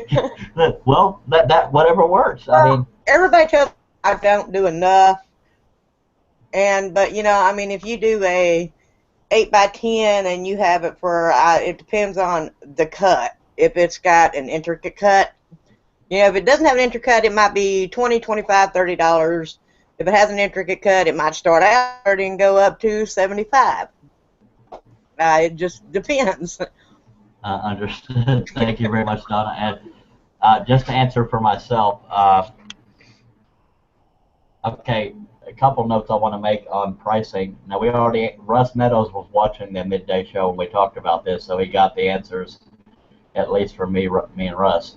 But just as an example, some people will go by a formula by the amount they spend on materials, blades, electricity, all that fancy stuff. For me, I was in a store once and the guy told me I was not charging near enough. So that's where I got my base price of $125, and that's for approximately this size, which is about 16 by 20, and just 16 by 20. It's more like 17 by 22 is like, well, that's my latest pattern. I just use it as a sheet of paper. That's Michonne from Walking Dead, but picture 2 sheets side by side and then another row below it side by side. It's like 4 sheets of paper. This is the smallest I go, usually because of detail. But the pricing, I generally start at $125 because my only formula is what I think it's worth after all the time I took to do it. Now, that being said, if you sold an 8x10 that was really, that's probably not the best example of a lot of detail, but if you sold an 8x10 of high detail, you can't get away with selling it as high as you can something this large with a lot of detail. Maybe that's arrogant on my part. These took a long time, but I stack cut 3 of them at a time, so that helps there. but I don't even know if I have a price on those because they are so intricate and it's hard to tell what to price them. This is very large but relatively simple details. So I don't know what I have that priced on because I don't have that page open. That's kind of middle of the road detail in my opinion. Some factors to look into when you're pricing is where you live, what the market is, the subject matter you're selling. Lee Nyden is showing something, but I'll get to that in just a second, Lee. I'm not good at multitasking. The area you're selling, what sells the best. I forgot all the other points I had because I'm trying to think too hard. But different areas of the country or the world, the themes will change as to what's most popular. And the cliche says, okay, Kerry Lee has to go, and he says, sorry, he needs to go. And thank you for being on the show, Kerry. Appreciated having you. So we do have one opening. If any of you that were fighting over the links want to get in. I forgot where I was. Where you are depends. Now you can sell 100 things for $1 or one thing for $100. Depends on how you want to make your money. But the average, the people that understand the time it takes to make it are the ones that are willing to pay higher. But the average consumer, this is not to disrespect the average consumer, does not realize the time it takes to do all this kind of stuff. So that's another thing to consider. Most artists will say you're not charging enough. Most everyday people say, God, that's way too expensive. Back to the Q&A. Russ Meadows says, I was working when you did the midday show, so I missed it. I'm going to go down the line and get everybody's opinion on pricing. But like Donna Presley said, she goes to her family, what do y'all find? I'm making fun of your accent and mine is why I did that. Thank you, Russ. We'll go down the line with that. Tom Cole says, the blade clamps, the smaller blades, has a number 5 stamped on it, so any blade up to 5 works. I haven't seen any numbers stamped on these clamps, so I'll do that after the show. And the only other comment is that top bid of 400 from Dan Ingerbrecht. So somebody outbid the feller. Okay, I don't see any number stamped anywhere. So maybe it's just me. Okay, that was from Tom Cole. Thank you, Tom Cole. Very active participant here lately. Gary, how do you determine your pricing, sir? I don't know. I kind of like Donna. I usually, if I make something, they ask how much. I usually say, well, what are you willing to pay? And most of them, if they're astonished and really pleased with the work, they'll do pretty good. I made these on a bunch of orders. And the blanks I cut out were 7 1/4 by 7 1/4. The wood is 12 by 24 and it's $6, and I could get 3 blanks out of that board. Well, if you take the number of blanks and I divide it by the price, I had about $2 to $3 in each blank in wood. So you look at $2 or $3 plus if you want to put in your time and all that stuff. I kicked out an offer of $30 and sold them like nothing. They loved it. I got an aunt, she has her own flower shop here in the next town over, and she told me the way to price stuff is hard goods like what we work with, arts and crafts, metal, stuff like that. She says you want to double your price by 50%. So if it costs you $5 to make something, you want to sell it for 10 and so forth. She said perishable stuff like flowers, food, cakes, you want to triple your price. You want to increase it by 75%. But I also made this, it was Steve Good's pattern. It's the cross on a stand. I made 2 of them for my boss, and she paid me $50 a piece for them because she was so pleased with them. But I think it all depends on what you cut, the detail, how good of a cut you can get out, and what the person's willing to pay. If they're really pleased with it and really like it, they're going to pay what it's worth. Now, that cross you just showed was beautiful, and I would have charged more. That's just probably that may make me sound arrogant. But I think a lot more work went into that than the price you got for it. But if you're happy with it and the customer's happy, then that's very beautiful work, and obviously a beautiful pattern by Steve Good. Now the thing is, I think the only reason I put it at 50 is because I use Baltic birch for the cross and the 2 bases, and then the middle part I use that how do you say it, lawn plywood it's just cheap plywood that I use for it. Now, if I use something like oak or walnut or cherry, then yeah, by all means, I would price it accordingly to what wood I use. You know, that may be a factor too in pricing, is what kind of wood you use as well as to what you want to price it as. 10-4. I appreciate all that, Gary. And what he was calling lawn is Luan, or whatever. His often used. Who said that? I said the pronunciation, please, here is lawn. It is pronounced lawn? Yeah, I think so. I call it Luan plywood. I do too, but yeah, I think not lawn plywood. Yeah. It's spelled L. I think it's spelled Luan or Laun. I call it lawn or Luan or Luan or however you want to call it. It starts with an L, and it's. Yeah. I like it because it's red. It's red in color, so that's what draw me to it. But I can tell you from cutting it, it is a pain to cut. It will dull blaze really easy. It splinters easy, and the veneer comes off real easy. But if you take your time with it, you can get some pretty neat coloring with it. Yeah, it does splinter easy, and it is spelled Luan. I call it Luan, but you know, tomato, that kind of crap. But now, Luan, I got myself doubting whether or not I'm saying it right, but I think I'm saying it right. Sometimes that is the cheapest wood because it's usually used for the parts of like a cabinet that aren't seen, like the very back, or even door skin, stuff like that. And but yes, it does splinter easy, and it has that red color. But I like to use woods that have grain in them, but I have a backup supply of Luan. And Edgar Natras is verifying that it is pronounced Luan. Thank you, Edgar, for that. I'm going to go down the line to John. What was Charles, you're pronounced. Do what, Russ? You're lagging again, so I'm not really picking you up.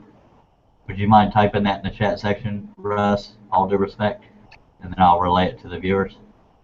While you're doing that, I'm going to move on to John Cousins. John, how do you determine pricing? By the way, Gary, what Gary just told us is what's considered a formula. With me, I just try to determine what I think my time and crap is worth. But what Gary did was a formula, Russ Meadows, if you're still listening, which I'm pretty sure you are. That was a formula, determining costs and deductions and division and multiplication and stuff I hate doing. John Cousins, how do you determine pricing? I tried to work out a formula using my boards and cost and everything else like that. Basically, it depends on the price of gas and whoever it is buying from me. Because the thing is, being all oil field up here, everybody makes like $80 an hour. So I know they can afford stuff. But I do also do a lot of stuff for needy families and stuff like that too. So I know who I'm selling to, and I know what it costs me to make my stuff. Okay, thank you. Got another verification that is pronounced Luan. Yeah, people making $80 an hour. I think I might move there, at least for a week. Get rid of all the crap I got laying around my house.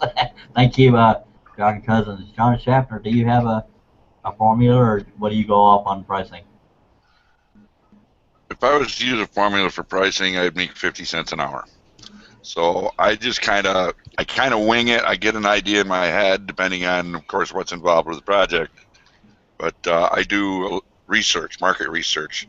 I go to Etsy, eBay, Artfire, a couple of different other sites. You know, get an idea of what they're charging, whether I think they're too high, too low, whatever. I adjust my prices accordingly. You know, I don't price them too high so they don't sell, and I do undercut. So, but just enough to keep the interest.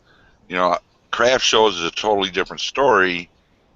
Like you said earlier about location. I mean, here in the Northeast, craft shows suck. I mean, I gave up. I gave up doing craft shows, I think, 4 years ago, and I mean, back in the early '90s, late '80s, early '90s, I could walk out of a craft show with $1,000, $1,200, $1,300. Wow. You know, and anymore, I'm lucky to get my booth fee back.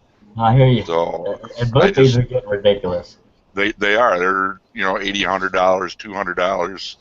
I don't do those kind of shows, but those are usually juried with good crafters and whatnot. But as far as pricing goes, I mean, I try to research it and get a feel of what the market will bear.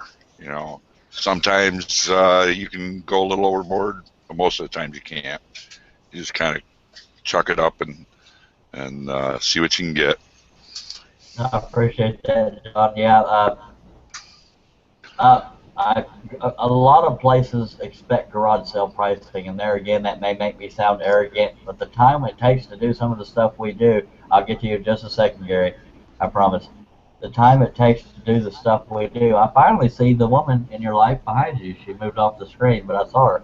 Anyway, so we know she exists. She's not Snuffleupagus. Yes, she does. Okay.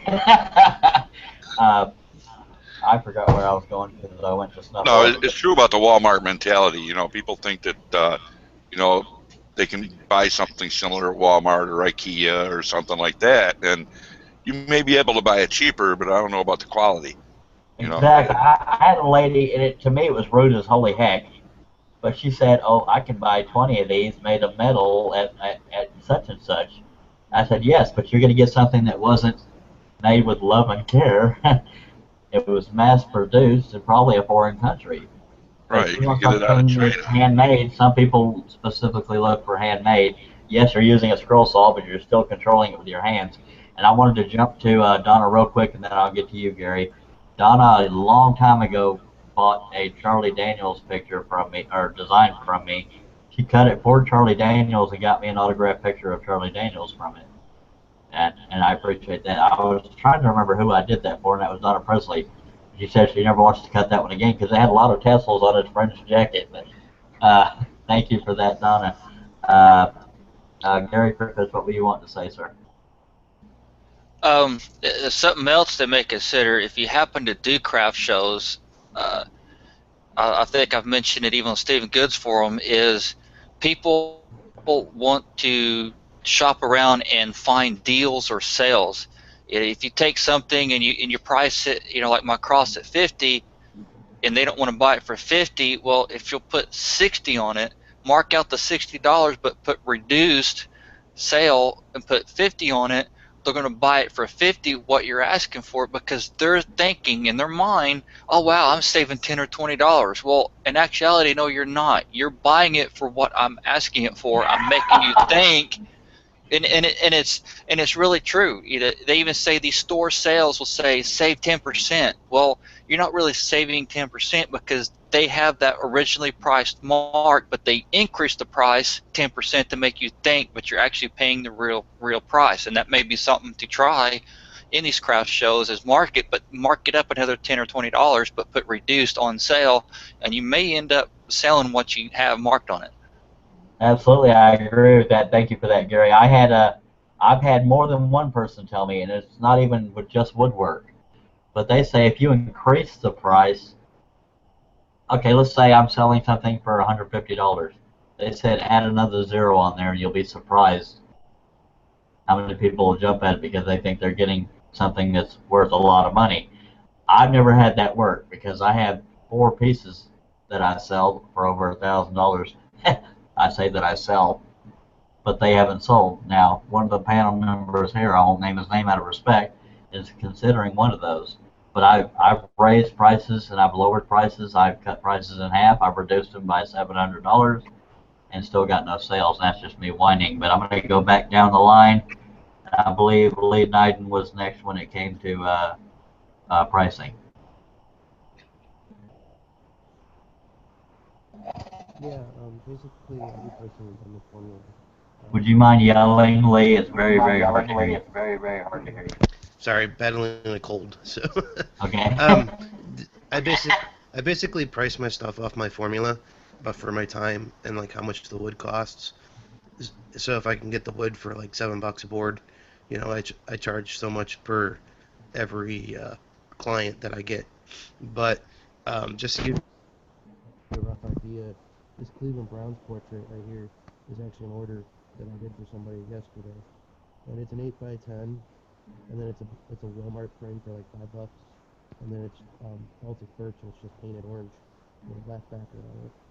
And I usually sell that one for about $40. So, Lee, I think when you turn your mic or cam away from you, it's very hard to hear you. So if you get closer to the mic source when you're talking after you turn it away, that might help because none of us were able to hear you. yeah. Can you hear me? Yes, sir. Okay, yeah, so that Cleveland Browns portrait that I showed you guys, that one I did yesterday for somebody, and that one's basically Baltic birch, and it's 8 by 10, and then it's basically a Walmart frame for $5, and then I usually charge like, I think that one's $40 that I charge the guy. So basically the wood probably cost me about $7 for a really large board that I can make more than one piece, so I charge the client a little bit for wood, the paint, and then the frame, and then I basically go off that. So I do have somewhat of a formula, but then I also change things around a little bit depending on if it's a client that I've dealt with before. So if it's somebody that I've dealt with before, I kind of give them a little bit of a discount as well for being a really good client and coming back and ordering from me again. Yeah, that's definitely something. Thank you, Lee. If you don't mind muting yourself to the echo, I'm going to go to the Q&A. Thank you again, Lee. Tom Cole says, personally, I price my work at a fair price to start with, and I never have anything on sale. In fact, a lot of shows do not allow you to show signs that say reduced sale prices. I wasn't aware of that because I don't do a lot of shows. There was one time I spent 8 hours on the side of the road because I was that desperate to try to get sales. I got one car that stopped. A little old man hunched over looking at the table of my stuff and said, "Oh, you do woodwork," and then he walked away, and I'm thinking, you idiot. You, I'm thinking this, I didn't say it, I'm thinking, no, it's paper mache, thank you for stopping by, and he said, "Oh, so you do woodwork," and then he walked away. I'm thinking, well, I'm never doing this again. Yes, I gave up too easy, but by God, that sucked. It's just hard to get, art is hard to sell. Okay, one of the former employees of Fox Chapel Publishing told me, if you can incorporate a picture into something that's useful, like let's say you want to do a fishing rod rack, if you have a picture scrolled into the back of that rack is usable, and the picture's just a bonus. So if you can add that picture to something that, I think the word would be practical, or I don't know what the word is for usable, but that can factor in whether or not you get a sale too. Found on road dead. Okay, that was a whole other conversation regarding porn. Can you hear me, Charles? Yes, sir, I can. I think what you said earlier has a lot to play in it also, though, and that is to where you are located and where you're at. I'm here in Central Florida, and I do very well because I have a select area and a set of people that I sell to and friends that know me, word on mouth, but I've done several craft shows, and like John said earlier, I barely covered my booth rental. The stuff that I make, unless you have a clientele for it, which I have seemed to build up over the years, it just doesn't sell good down here. Now, in the same aspect, up north, I have some friends that are in Ohio and a few other areas that sell their scroll saw work up there. They do very well. I mean, they can do a craft show on the weekend and sell $500-600 in one weekend. So I think what you're talking about, it's the area, the location you're in, does play into how much you can sell your products for. Yep, I'm Hey, Charlie, if I can say, I'll get right back to you, Charlie, Gary. Okay, somebody needs to mute. That would be Lee. No offense, Lee. I just muted you, I think. I forgot what I was going to say because of that. Oh, back to that cliche, you can sell one thing for $100 or 100 things for $1. But go ahead and say what you were going to say, Gary, before I forget to go to you. I was just going to add to what Russ said. Those guys make a good point because I've done a lot of craft shows up here in Ohio, and I haven't even cleared my tablecloths. So I've actually stopped doing craft shows altogether, and now I only sell primarily online via Facebook and buy-sell trade groups. 10-4, I was saying Gary, and I meant Lee because I got the voices confused. Sorry about that, Gary and Lee. I have been to 3 or 4 shows. I really do think it is in your location. Well, yeah, I've done 3 or 4 craft shows, and I leave those things to press. Call me a quitter, but I'm not doing craft shows anymore. And I think a lot of places people expect garage sale prices, but everybody looks for a deal. But and this is just my opinion. When you go to Walmart, you don't try to talk them down. So I don't think you should try to talk somebody down at a craft show unless it says prices are negotiable. That's just my opinion, because dang it, it's priced because they want to sell it for that. Unless you're doing like. Do y'all have? Do we have what? Do y'all have what we call flea markets there, Charles? Yeah, but they want very low pricing in most cases. But that's what I'm saying. It's the same thing with flea markets. I don't do flea markets at all because of the fact that everybody that sells at flea markets, the customers that come in there are trying to get and want to get the rock bottom price. So I don't care if you have $5 on a $20 item, they're going to G you down at least $1 more before they walk out with that product. So it goes back to sorry to repeat myself, but I think a lot of it has to do with the location of the area and where you're selling. And I quit doing craft shows and I quit doing flea markets.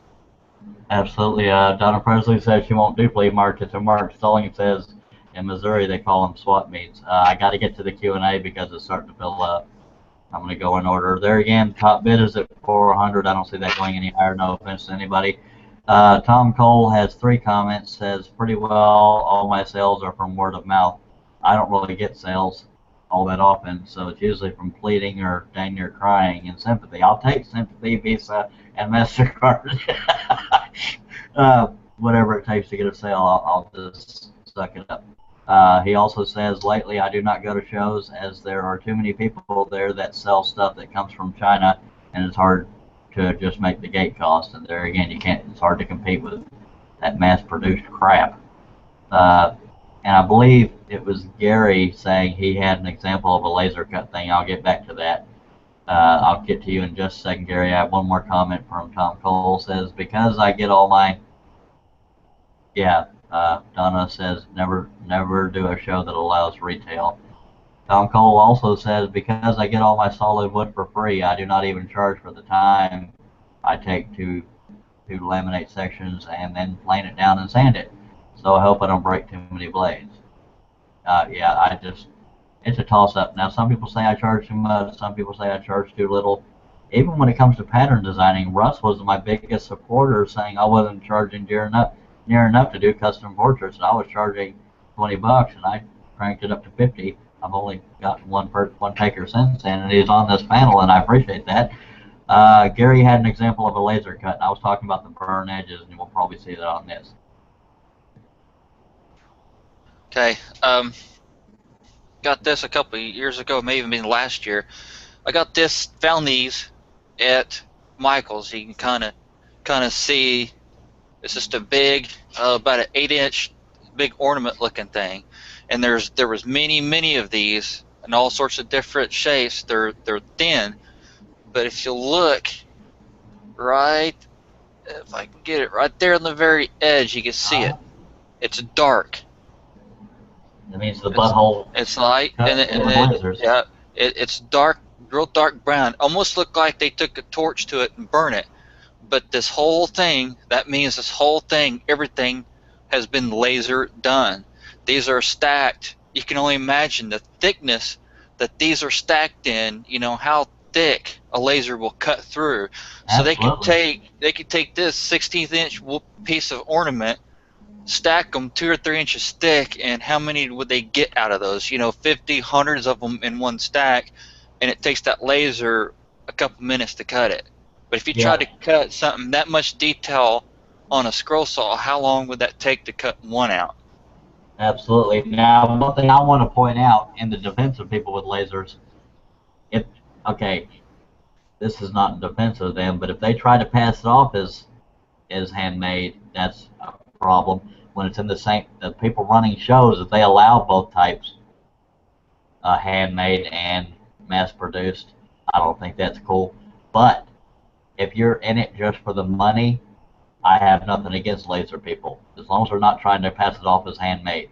Because if you're in it for the money, that laser crap will do it. I'm sorry to call it crap. It's not necessarily crap, because in itself, it's awesome. But if you can mass produce crap mass produce stuff, and you're in it for the money, that's a dang good way to do it, because you can mass produce them with a CNC or a laser. Now CNC is a little more involved. It's a lot more accepted than lasers, but the burnt edges to me look bad.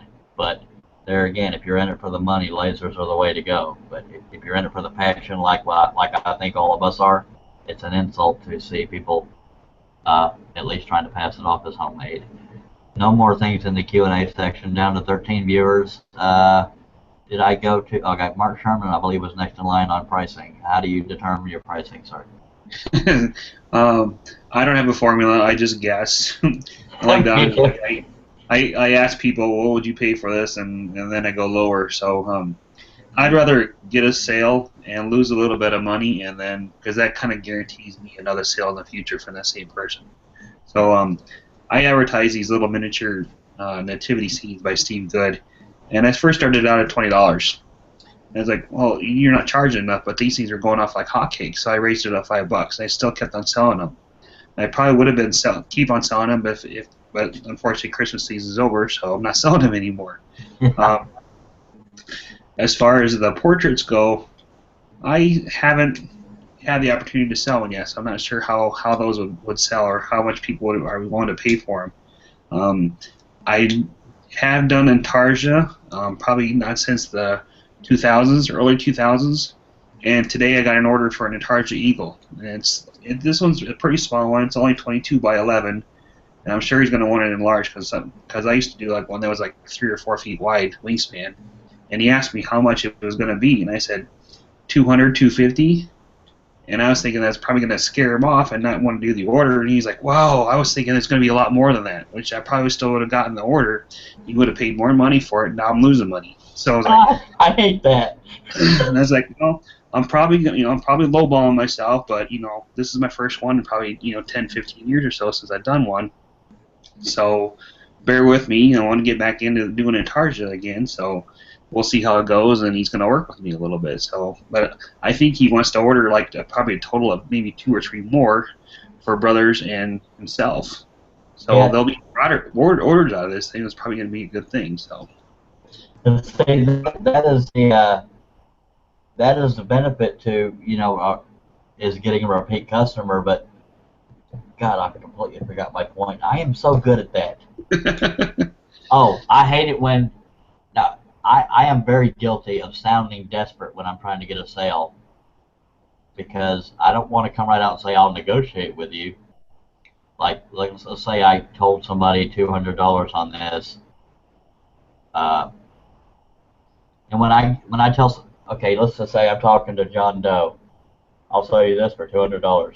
Is that all? I'm thinking, God bless, I could have sold it for $500, And it happens to me all the bloody time. The very few sales I get, they're saying, is that all? I'm thinking, good God,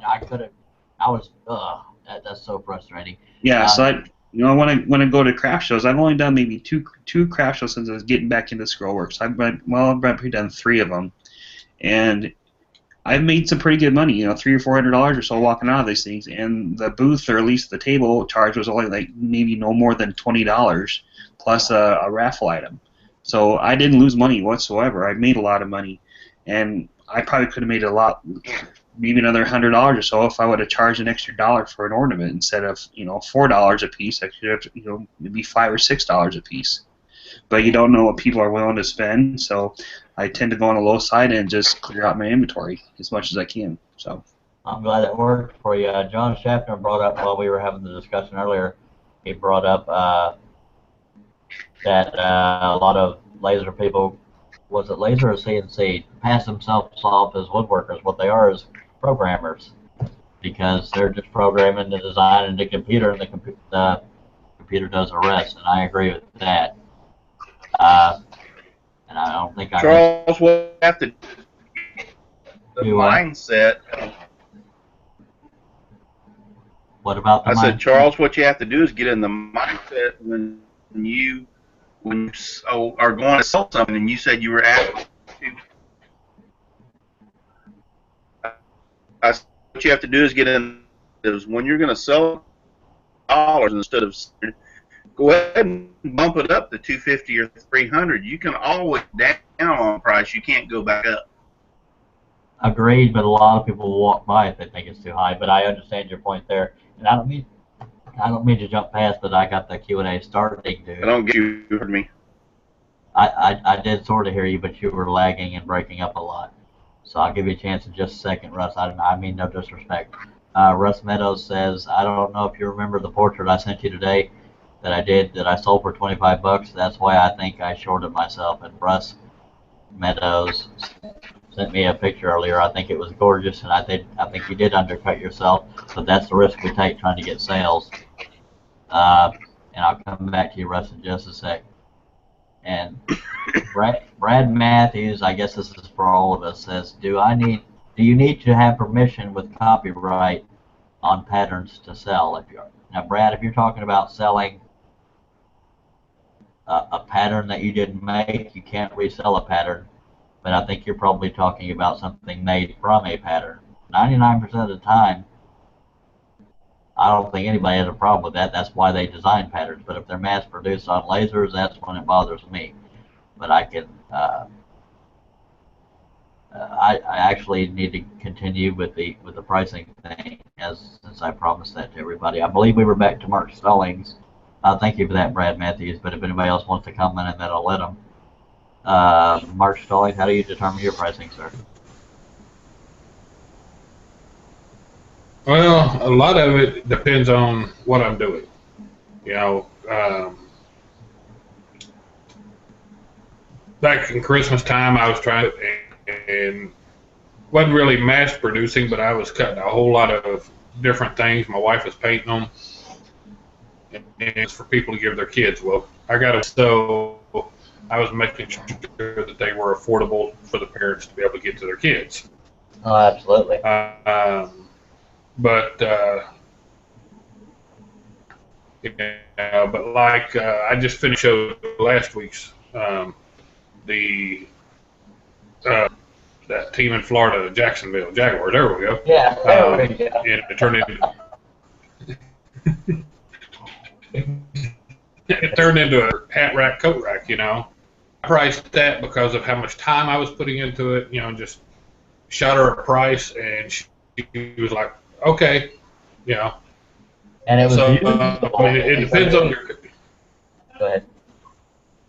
Yeah, it your customer really. You know, she's going to be a repeat of a couple of crosses that I make. You know, and so I'm not going to burn my bridge. You know, but if you go to a craft show, I've got a degree in business and I specialize in marketing. And one of the things to do is end it 95 cents. If you want to sell it for $25, do $24.95. People think they're getting a deal for a nickel. Yep, a lot of it is psychological. Yeah. That's where people told me to throw a zero on the end. People told me to throw a zero on the end and I get more sales. I didn't. People gawked at me. Russell Clarity, I'm going to give you a chance. Now, by the way, Mark Stallings, you're also lagging. That's why I kept interrupting you, because it was hard to make out what you were saying. Russell Clarity, try again. If it doesn't work, please type it in the chat section. I'll relay it to the viewers. We've already broken over 2 hours, by the way. But you can try to talk before you type. No, I was going to say about your situation, Charles, was your mindset needs to be that not to anybody that you're selling to, if you'll increase the price, let's say that you're asking $250 for it. If you'll go ahead and ask for $300, you can always come down on price. It's hard to go back up. That's true. Set it higher than you're expecting to get for it or what you want for it, and it looks like they're getting a deal, but you're actually going down to what you wanted for it originally. So I see your point, and that's good advice. Yeah. Now, Brad Matthews, I hope I answered your question the way I intended, the way you intended it. Okay, the bid stopped at 400s, and all due respect, Dan Ingerbretson, I don't think I can let it go for any less than 657 because it's worth too much. Sorry, folks. That's for anybody that was taking that whole auction thing seriously. I would consider it if it broke 700. Okay, we've got 13 viewers. We've gone over 2 hours, so I think it's probably a good idea to shut the show off. But like I do at the end of every one of these, if anybody on the panel has a tutorial they would like to offer beginners or anything they would like to offer beginners on a future show, contact me and or Russ. And because there again, me and Russ just run the show, but we don't outrank y'all. Y'all help make the show. The viewers help make the show. They're the purpose of this show. We don't want to leave out beginners. Occasionally we go a little past beginners, but we can always come back. But is there anybody on the panel that has something they would like to add, request, or just say? Okay, it's going once, going twice, sold to nobody. Okay, folks, we appreciate you watching Season 1, Episode 15. For those of you that don't like the shows going long, I apologize. But it's fun, and we like to get all the topics in. We got one more thing popped in. Brad Matthews said, I don't think you will ever get what you think it's really worth. Could you imagine what you would have to charge if you charged an hourly rate? Agreed, Brad Matthews. And a real quick comment. Part of my problem, among many, Mark Stalling will probably admit, is that I like to challenge myself. It's hard for me to do a little word art thing because although it would sell well, to me, doing it is kind of boring. But that being said, I like some of the stuff Russ has come out with, and I'd like to cut those. But I like to challenge myself. That's why you see all these different themes and these amounts of detail, because that's my own downfall, is I like to challenge myself, and I'm not necessarily always looking at what will sell. Jeffrey Super says, another good show, Charles. I'll have to watch the rest later. Thank you, Jeffrey. Yeah, I'm sorry the show went so long. And Edgar Natras says, good show, folks. See you next time. We will leave the room open, but we have 1, 2, 3, 4, 5, 6, 7, 8, 9. We'll only have room for one more once the show closes. But y'all are welcome to come in and just message one of us for the link. And thank y'all for watching again. Don't scroll naked. And for the love of God, scroll on.